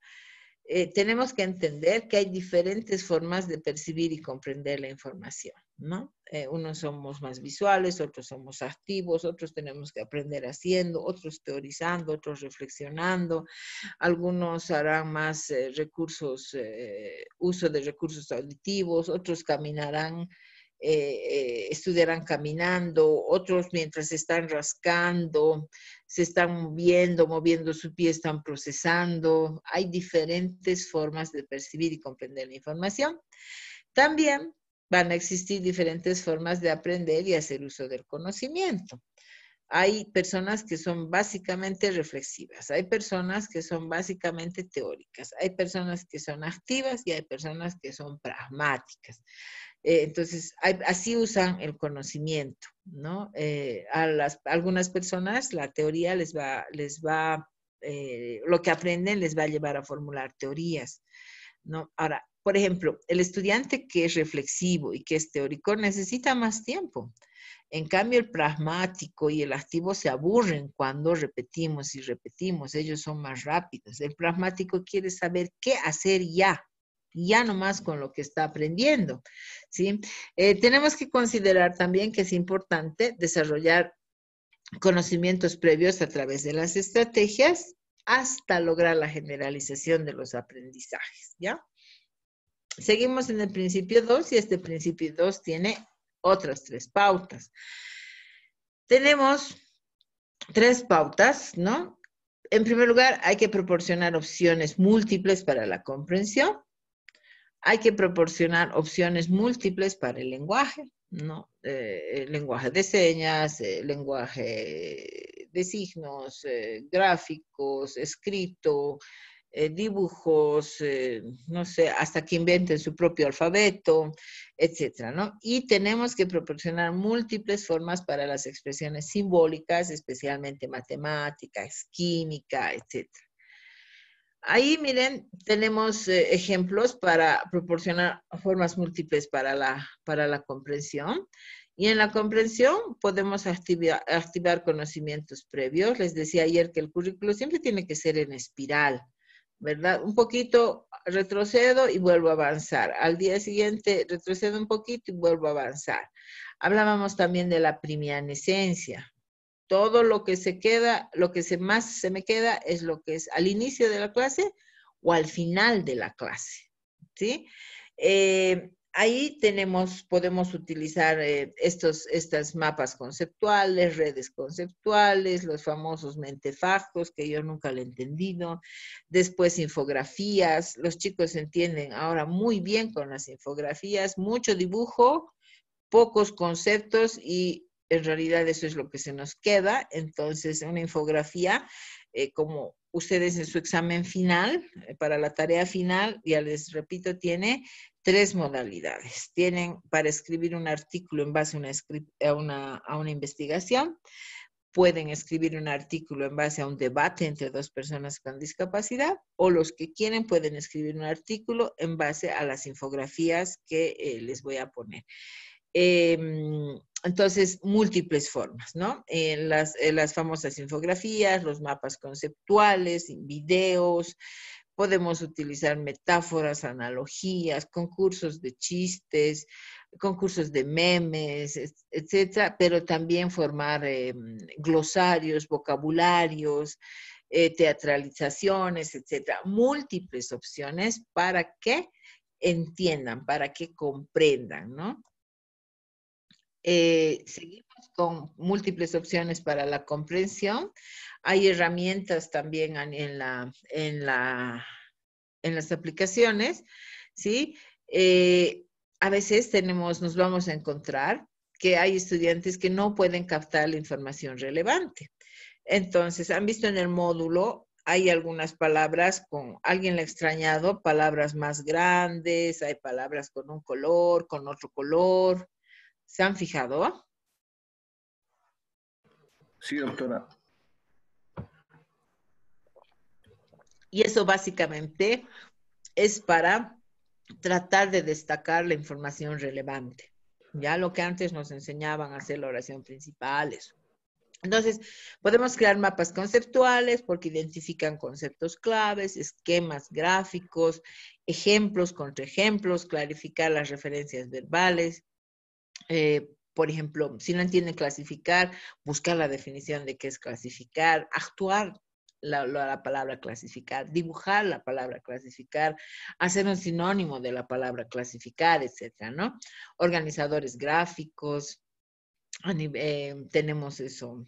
Miren, aquí hay una aplicación también para hacer las conclusiones en dibujos, se pueden hacer las conclusiones en escenas, en cuentos, variedad de formas de guiar en el procesamiento de la información, ¿ya? También el DUA nos dice que tenemos que maximizar la memoria, la transferencia y la generalización. La memoria es una actividad cortical multidimensional.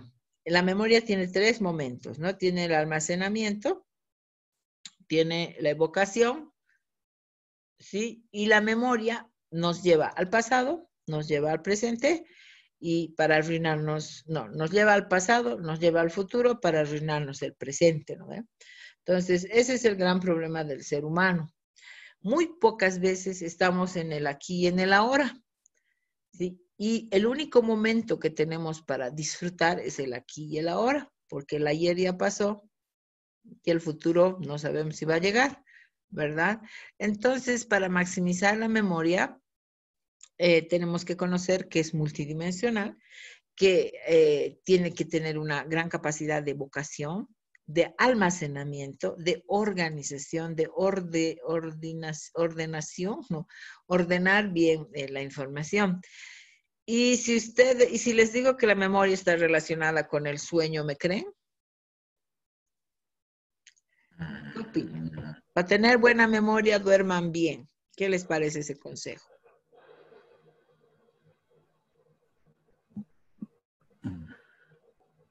Doctora, ¿puedo comentar algo? Claro, claro. Muy buenas noches, doctora. A ver, una pequeña experiencia, lo que acabas de comentar en la clase, y me pasó en la Universidad de San Andrés, en la carrera de Sociología, hace unos 4 años, hablo concretamente del año 2016, si no me equivoco, ¿sí? Y una mañana, obviamente era el primer año, un señor sentado en la aula ya tempranito, es el primero que llegó, y tenía más o menos 80 años, apenas caminaba con su bastoncito, y yo dije, entro, y le dije, señor, se equivocó, y bueno, lo primero que me llamó la atención era raro verlo a un señor sentado en el aula, y yo dije que se había equivocado, y se salió calladito de la aula, fue a la dirección, se quejó al director, después de poco rato vinieron con el director. El director me dice, bueno, es su alumno, tiene que tener consideración. Y los compañeros como que se sorprendieron. Y ese señor, los compañeros comentaban, pero ¿qué hace este señor? 80 años y apenas camina con su bastoncito. Y bueno, se duerme en el clase, o sea, no atiende. Claro. Y cuando se levanta, obviamente, hacer vinches, ¿no? Alguno. Entonces, ¿cómo se puede considerar en esos casos, doctora, que ya su conocimiento me parecía un poco, no almacenaba, no recordaba y en algún momento conversamos con él? ¿Por qué estudió a estas alturas? En algún momento los compañeros le preguntaron, yo también hablé con él. Me dijo que había perdido su pareja, los hijos habían abandonado y que de alguna manera la universidad le daba, o en las aulas, un poco de alivio, ¿no? Un poco perdía tiempo en las aulas. Después, y bueno, nunca presentaba los trabajos, no daba Claro. examen, pero asistía y alguna vez se recordó algunas cosas, pero muchas cosas no recordaba. Incluso del atrio, creo que hasta el segundo piso de la carrera tardaba unos 20 minutos al llegar, ¿no? Entonces, en esos casos, ¿cómo se puede considerar, querida doctora? No sé. Siempre nos tocan esos, ¿no? A esos estudiantes, pero la intención no es profesionalizarse, no es ir a pasar el tiempo. Entonces tenemos que responder también flexiblemente a ese tiempo, porque bueno, si bien no se pueden cerrar las aulas, también tenemos que lograr ciertas competencias. Entonces el mismo sistema los va a expulsar. No se trata de una necesidad específica de aprendizaje, sino se trata de buscar compañía, etcétera. La intención no es aprender, ¿no? Entonces, los sistemas los van a expulsar. Yo me acuerdo ahí en la Universidad La Salle, igual en Derecho, había un señor mayor que se había inscrito, pero tenía esquizofrenia. Y el hermano encargado se atrevió a decirle que por favor deje la universidad y que vaya, que había programas en la Universidad Católica del Adulto Mayor y demás. Mire, todas las mañanas iba a tirar piedras a la universidad, todas las mañanas durante un semestre. El hermano encargado ya estaba aterrorizado porque lo esperaba y le tiraba piedras, así. Entonces, es bien difícil tratar de no sé, de deshacerse, entre comillas, de sus estudiantes, pero también tenemos que considerar que la diversidad somos todos, no es solo la persona con necesidades. Y si está perturbando a los estudiantes, ¿no? Y su objetivo no es el aprendizaje, el nivel de competencias no puede bajar, el nivel de exigencia se va a adecuar, se va a flexibilizar, pero si no alcanza lo requerido por mi materia, el sistema mismo lo va a expulsar, pues no hay otra. ¿Sí? Porque hay un principio de realidad y este principio de realidad es el respeto a la diferencia también. No todos pueden rendir en la educación superior. Ahora, yo no digo que una persona adulta mayor no aprenda, ¿no? Ya no hay sinapsis en el adulto mayor, pero hay una capacidad asociativa impresionante. Sus aprendizajes previos pueden generar teorías, verdaderas teorías, ¿no? Pero el cuerpo a veces ya no da y el sistema mismo los expulsa, ¿no? Nos vamos a encontrar con esos casos. No se puede bajar. En la universidad no se puede adecuar currículo. El nivel de competencias es el mismo, ¿no? Entonces, máximo van a permanecer un semestre, no van a permanecer más, ¿no? Pero lo llamativo era, doctora, cuando ya al asistir a las clases ha creído que ya tenía un derecho adquirido ya a la aprobación de la materia, ¿no?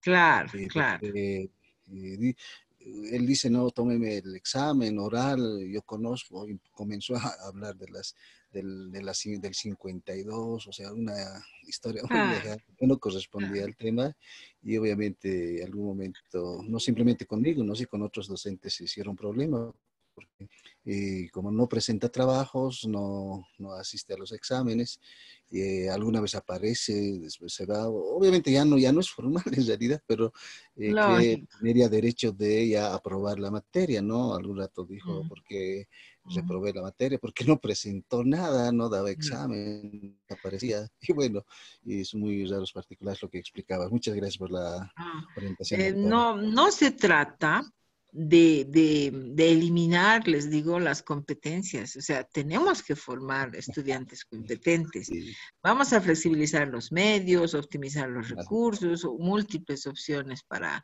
expresar lo que saben, pero no estamos hablando de quitar competencias, de disminuir las tareas, no. ¿No? Entonces, cada sistema educativo tiene sus competencias y objetivos a los cuales todos tenemos que alcanzar. Solo con el enfoque de adecuaciones curriculares y en discapacidad intelectual se pueden quitar las competencias, pero habría que dar, por ejemplo, un bachillerato humanístico, pero que en el título diga con adaptaciones curriculares, como en Costa Rica, por ejemplo. Porque lo que puede suceder también es, yo he trabajado, les digo, del 2002 al 2005 en Seduca, y de pronto se presenta un grupo de mamás, de chicos que habían salido con síndrome de Down de un colegio y habían hecho su toma de nombre, eran bachilleres y tenían su título. Y bueno, querían entrar a Infocal.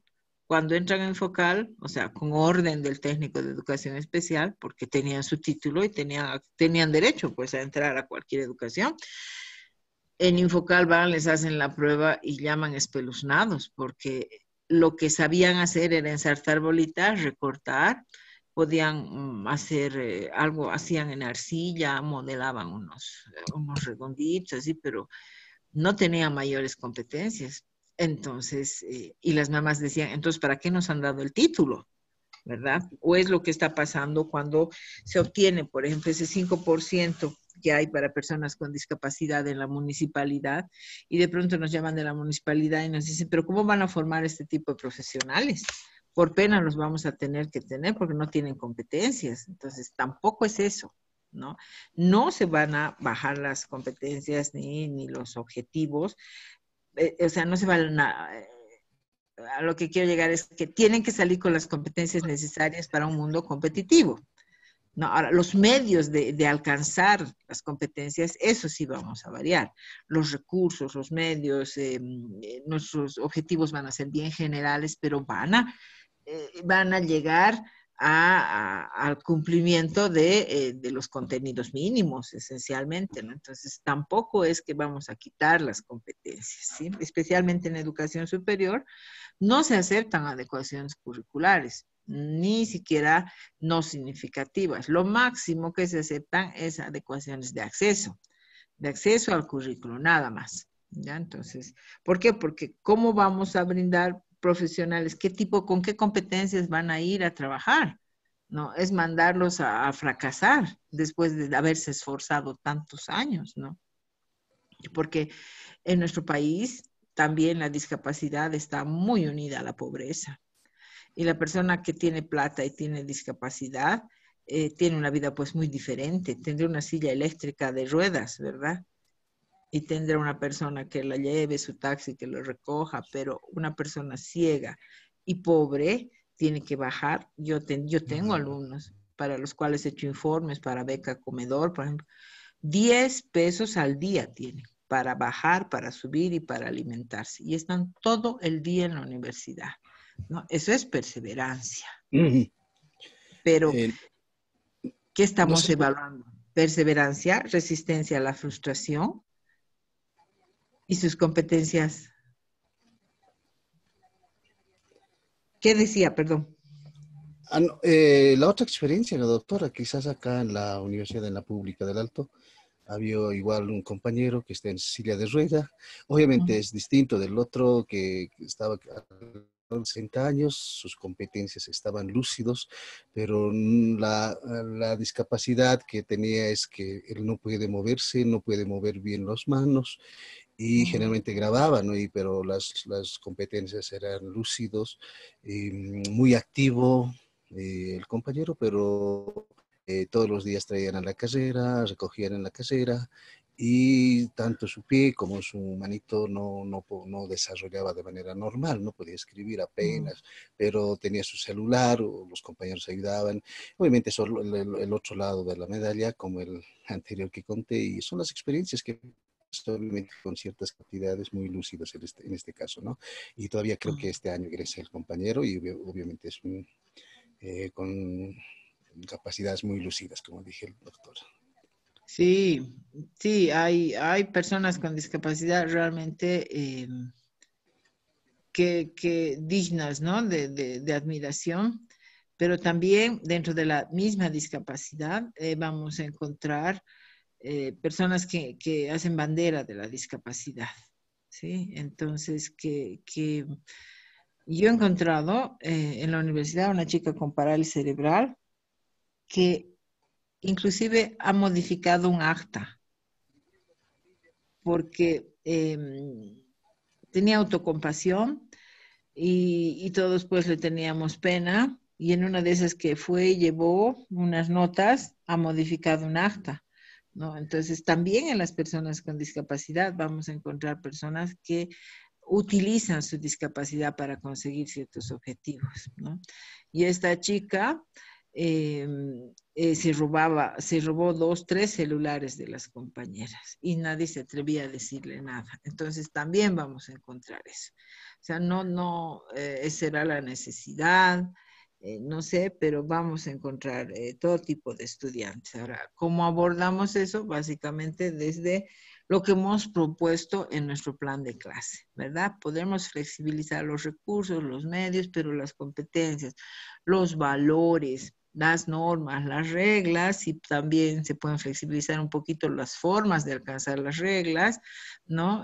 Tal vez darles más tiempo o, por ejemplo, permitir que lleguen tarde porque no pueden subir las gradas, sí, pero todo lo demás tiene que ser casi igual, ¿verdad? Porque, o sea, a nivel de adquisición de competencias, les decía, ¿no? De respeto, de solidaridad, tiene que existir, porque la diversidad somos todos, ¿no?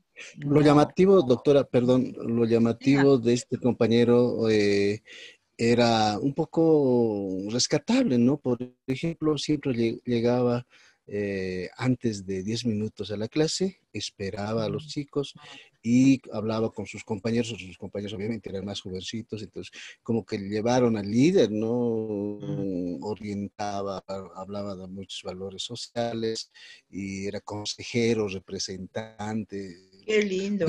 Como dice vulgarmente, la batuta, ¿no? Y muchos respetaban porque era muy puntual, hablaba con los compañeros, trataba de ayudarlos y obviamente tenía cierta discapacidad, pero eso no era limitante en la parte de la puntualidad, por ejemplo, era uno de sus atributos era estar 10 minutos antes esperando y obviamente los chicos que tienen ciertas condiciones llegaban después de media hora, claro, como siempre a veces.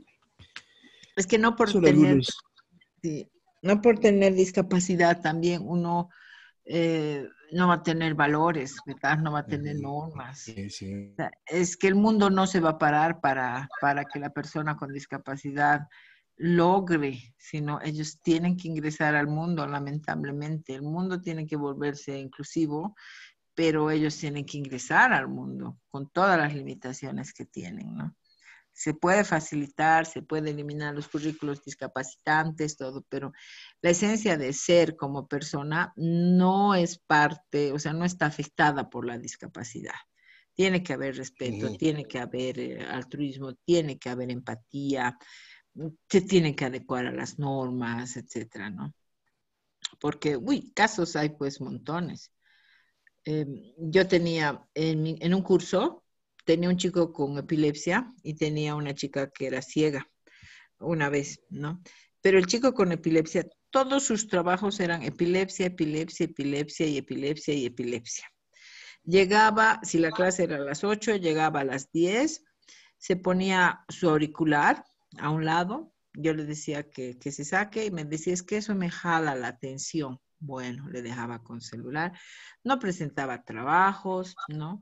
Se quejaba de todos los docentes, etc. Cuando yo pedí su informe, le pedí su informe y vi que no había convulsionado desde sus 3 años. Entonces, pues ya no tenía ninguna epilepsia.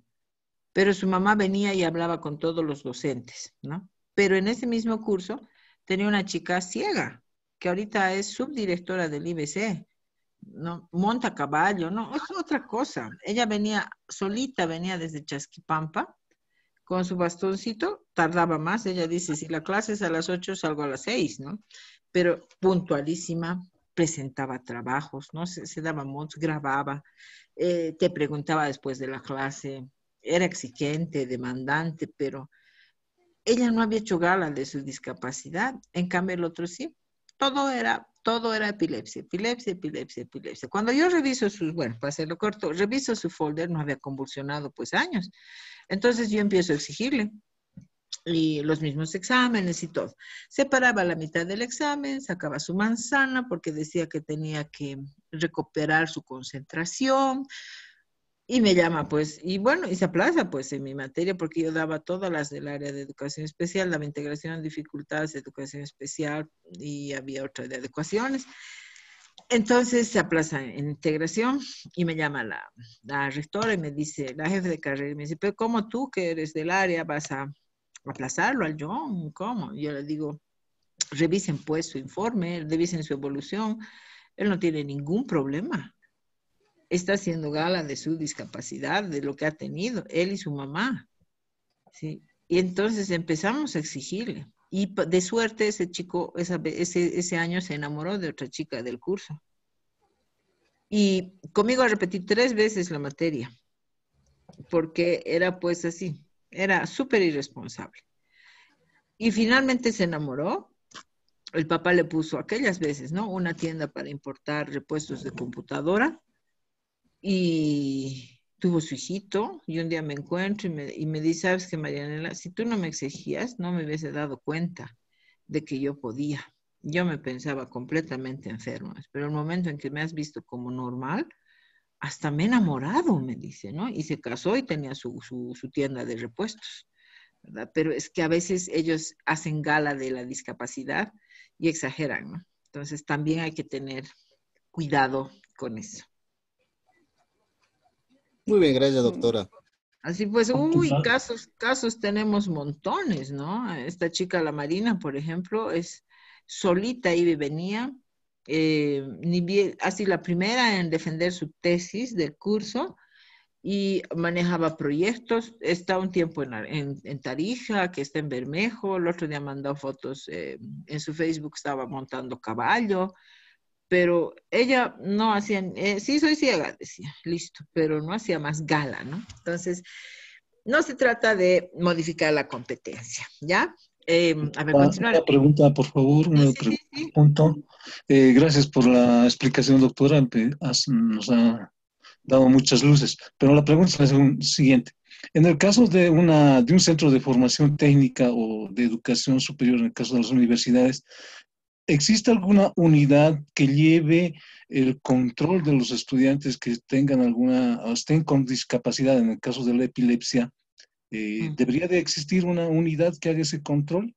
Porque yo le comento que en la unidad donde yo trabajo teníamos estudiantes con esa característica, pero ahora el cuestionamiento era, nunca ha habido un informe de parte del rector de que teníamos un estudiante con discapacidad. Ni el rector debe saber. No, bueno, en el transcurso del tiempo hemos tenido las referencias de parte de la mamá porque al estudiante le ha dado Claro. sus ataques. Bueno, disculpen, no sé el término muy específico, Sí. pero de alguna manera todo el plantel docente se ha imaginado que el estudiante se ha presentado en estado etílico, ¿no? Entonces no sabíamos de la discapacidad. Una vez que nos hemos enterado, hemos llamado a los familiares y vinieron los familiares. Vinieron de otro departamento y buscándolo al estudiante. O sea, prácticamente se enteraron de que había estado en nuestra unidad y pues ellos apelaban al hecho de que ellos le habían pedido que no estudie. Pero en realidad se quedó el estudiante, logró culminar los 3 años y a la final defendió el trabajo de grado y pues se fue con el título, ¿no? Logrando. Obviamente que hemos pasado muchas peripecias en el caso de cuando los conocíamos al estudiante, ¿no? En principio no sabíamos cómo auxiliarlo. O sea, los mismos compañeros han tenido que aprender cómo auxiliarlo. Había momentos que cuando se le presionaba, como usted dice, ¿no? Las competencias no podemos reducir. Pero en ese momento, en el momento de la evaluación, específicamente había una docente en la cual siempre en su clase aparecía con el estudiante desmayado y le daba su ataque, justo en la materia de la profesora.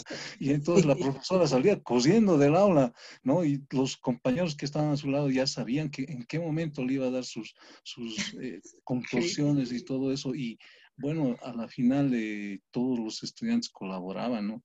Y todos vimos la realidad, cómo era tener un estudiante especial, o sea, de esas características.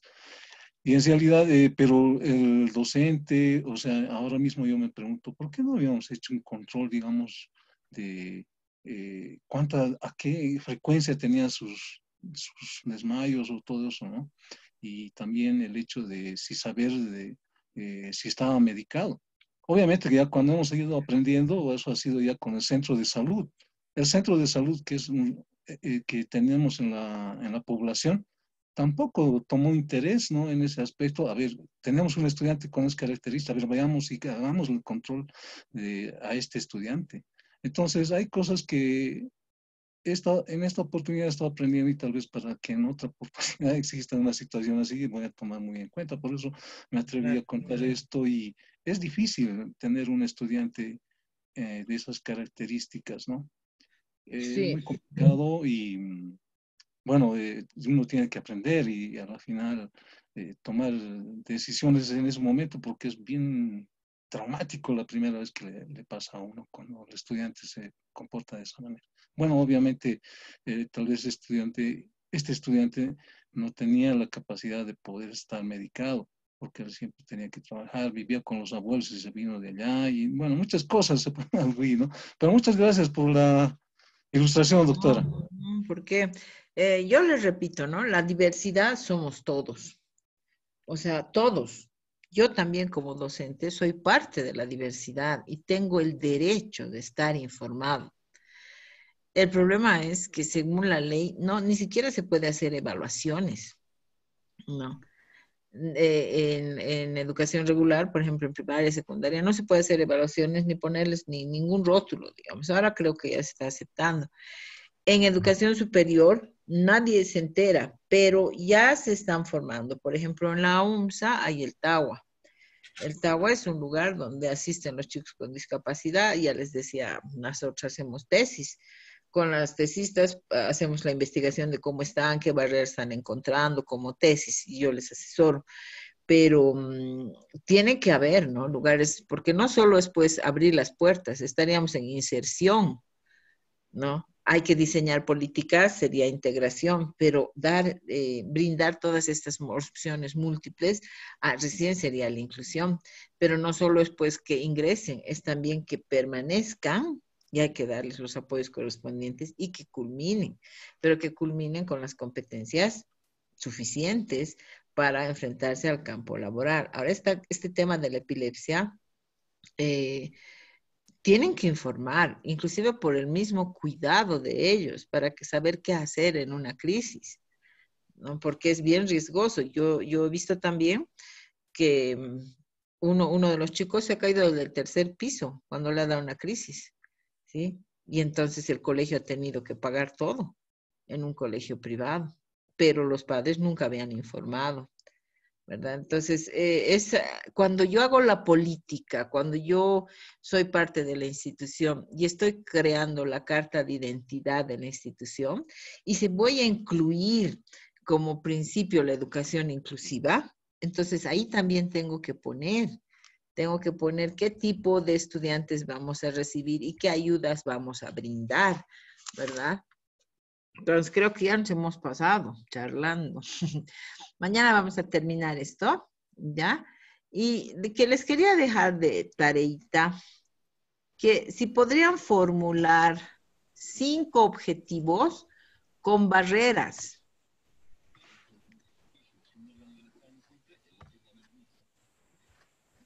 ¿Se entiende? O sea, formular 5 objetivos que tengan barreras. ¿Barreras de qué, doctora? No sé si nos puede Un Barreras de... ejemplo, doctora, por favor. por ejemplo, digo, a ver, un objetivo es que adquiera que sea hábil en la aplicación del test Bender, ¿sí? Para un psicólogo.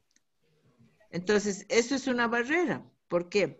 Porque para aplicar el test Bender tiene que mover bien sus manos, tiene que permanecer en posición correcta, bien sentado, ¿verdad? E ir mostrando las fichas uno por uno. Entonces, aquel que tiene parálisis cerebral y está en mi curso, ya no va a poder rendir ese objetivo. O de pronto pongo que escribo un artículo en 5 hojas sobre tal tema. Y es una barrera, porque de pronto alguno no puede escribir. Podría ser que grabe el artículo, ¿no ve? Pero tenemos que escribir 5 objetivos que presenten barreras para algunos estudiantes. Que exponga por 10 minutos, digamos. Hay gente que no puede exponer, ¿verdad? Que exponga oralmente. Así, ese tipo de objetivos que sean barreras.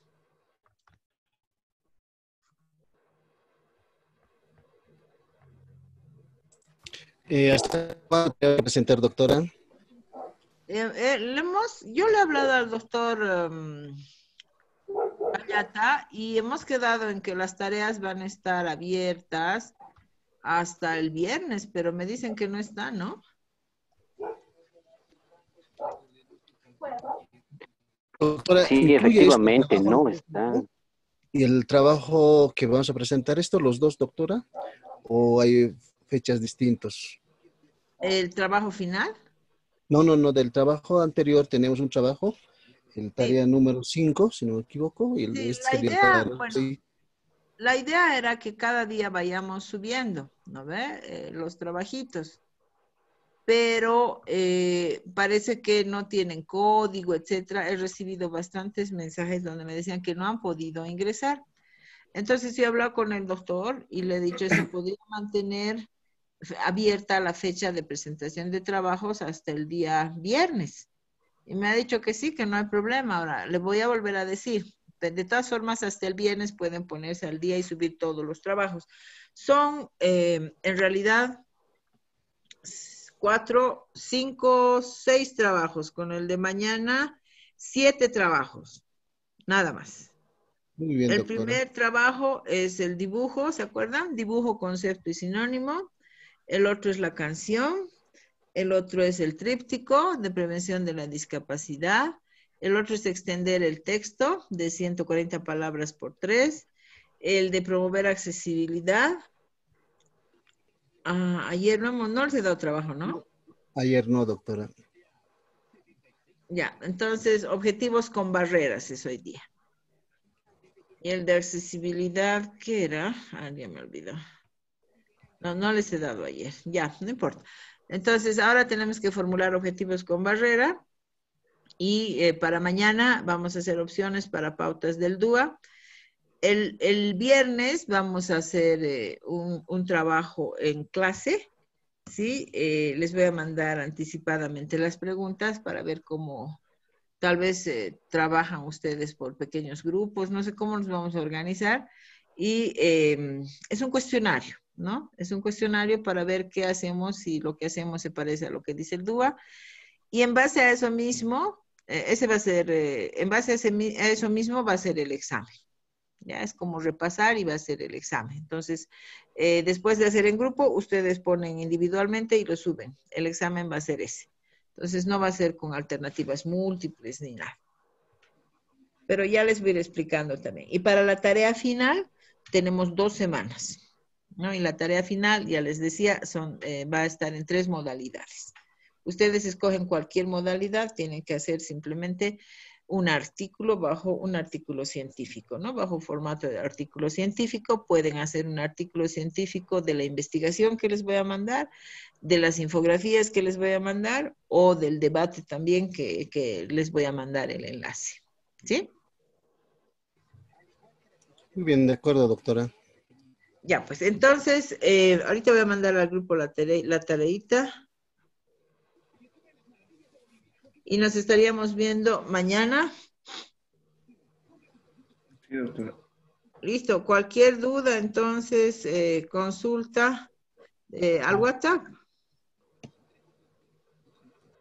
Ahorita les voy a mandar.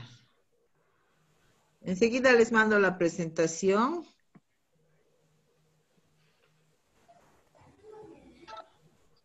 Listo. Ya está en el grupo. Bueno, pues entonces nos vemos mañana. Buenas noches. Hasta mañana, doctora. Buenas Hasta noches. mañana, doctora. Hasta mañana, doctora. compañeros. Hasta mañana, doctora. Hasta mañana. Hasta mañana, doctora. Buenas noches, colegas. Hasta mañana. Hasta mañana, doctora, compañeros. Hasta mañana, doctorita. Hasta mañana. Ahí tengo que Hasta mañana, doctora. Hasta mañana, compañeros.